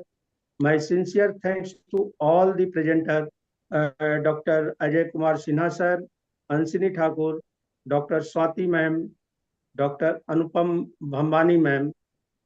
My sincere thanks to all panelists, Dr. Satish Kumar sir, Dr. Janvi ma'am, Dr. Rajendra Yadav sir, Dr. Rajesh Kumar Jha sir, Dr. Devi Ram sir, our beloved respected Dr. DPC sir, Dr. Dibyendu sir, Evergreen Dr. Rajiv Ranjan sir, and moderator Professor Dr. Ashish Thakur sir, who handled the event throughout. A wide round of applause, and thanks to all the participants who made the event a memorable one. I would like to thank all of you present here for making the time to with us today and helping us make this webinar grand success. Thank you one and all. Thank you. Thank you, Santosh, and thank you everyone, one and all, for this wonderful event. With this, we come to the end of the program formally. Should end with national anthem. National anthem. Yeah. Yes, indeed. That's something which I was just going to come to before we finish. Our next event is going to be on heart failure, in the announcements to be made soon. Please feel free to join us in one of such events where, if you're free. And again, have a good evening. And I would request our tech team to play the national anthem now. Thank you. And have a good evening, everyone.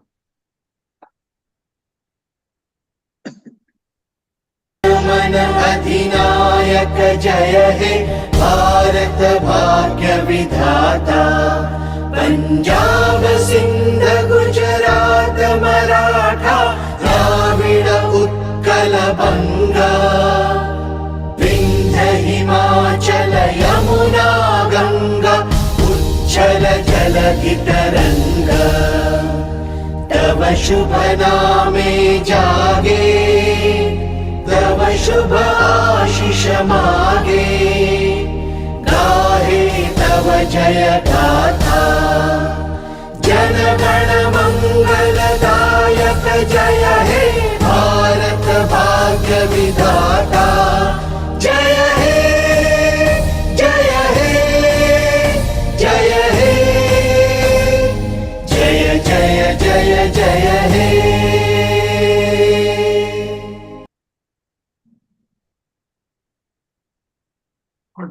Good evening, everybody. Thank you so much. Sincere apologies for being 6 minutes late, but still we managed to finish reasonably on time. Enjoy the rest of the evening, have a restful night, and see you again soon in 2025. Happy New Year in advance, and Merry Christmas. But excellent this closing sudden cardiac death session. Excellent, wonderful.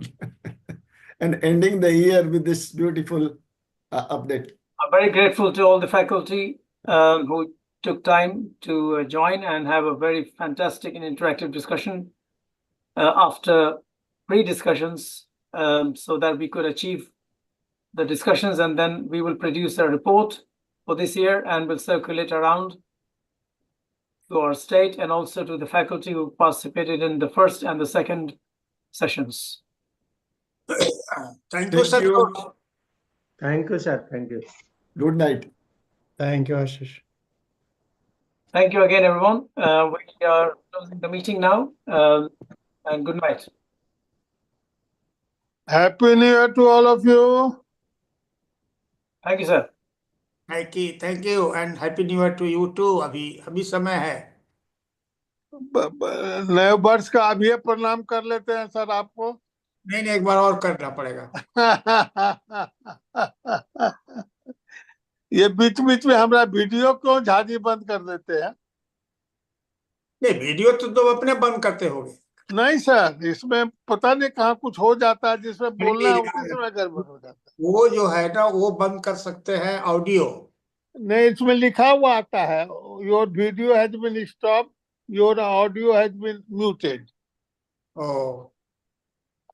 अभी भी जैसे लिखा हुआ your video is stop. ऐसा है sir कि कई बार जब इंटरनेट अनस्टेबल होता है तो उसको आप अपनी तरफ से ऑन कर सकते हैं। हाँ, वो आता है पॉइंट, हर जगह नहीं आता है हमेशा वो। जैसे अभी अभी आ गया, आ अभी गया। आ गया। हाँ। जैसे हमारा ऑफ हो गया, हम देखते हैं अपने से। जी जी जी। आ गया तो अपने आप से। लोग शायद लैपटॉप से जुड़ते हैं क्या सर? नहीं, कंप्यूटर से। हाँ, तो हम ऐसा ही मोबाइल वाले से नहीं जनरली ठीक ही रहता है। नहीं, एक नहीं रहता है, मोबाइल में बहुत प्रॉब्लम होता है। सर सारा इंस्ट्रक्शंस पहले एडवांस में मैं दे देता हूँ सर।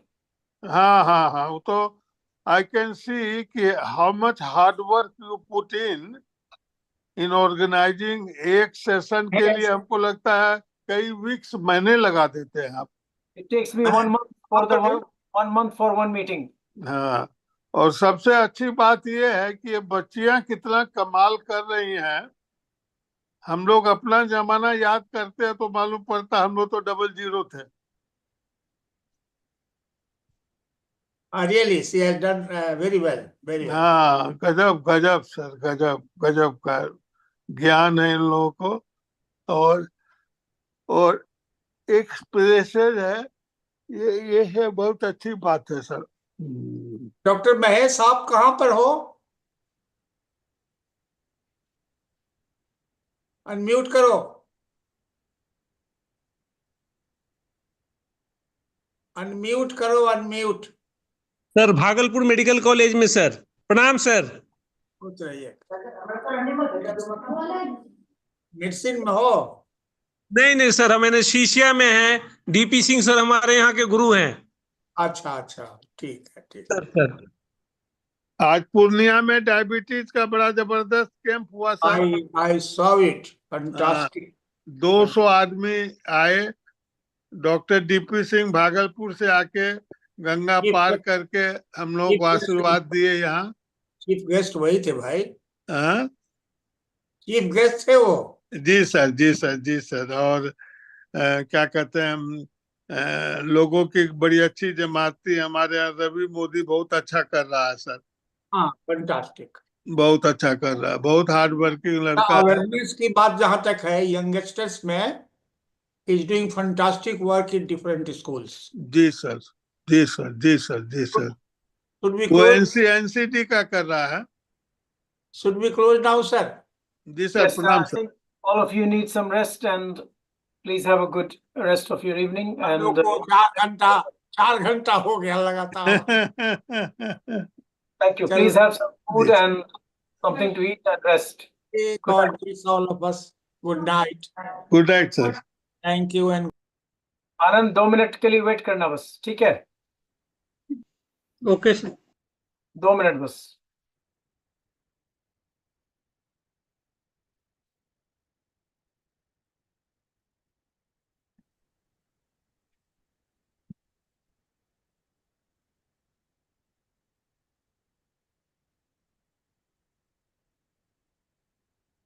जो लोग लॉकडाउन है, आनंद उन लोग को रिमूव हटा दे सकते हैं।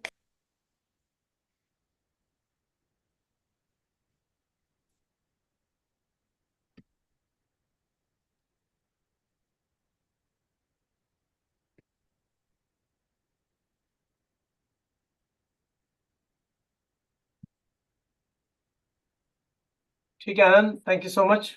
आराम करो और रिकॉर्डिंग का लिंक भेज देना। जी। Thank you very much for all the help. Thank you.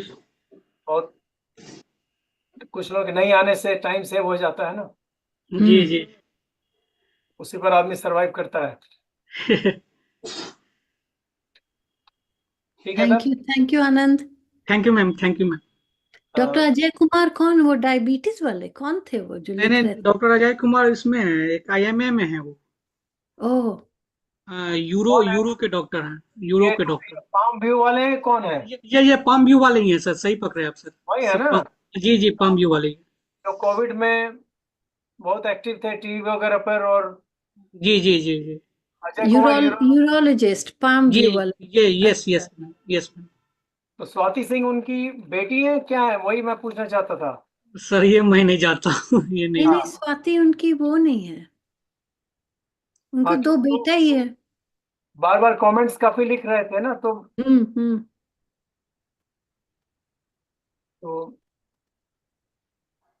ठीक है, चलो, good night. Good Good night night. Good night. Ma'am. Very much, thank you so much. Thank you. Good night बोल, thank you बोल देना है।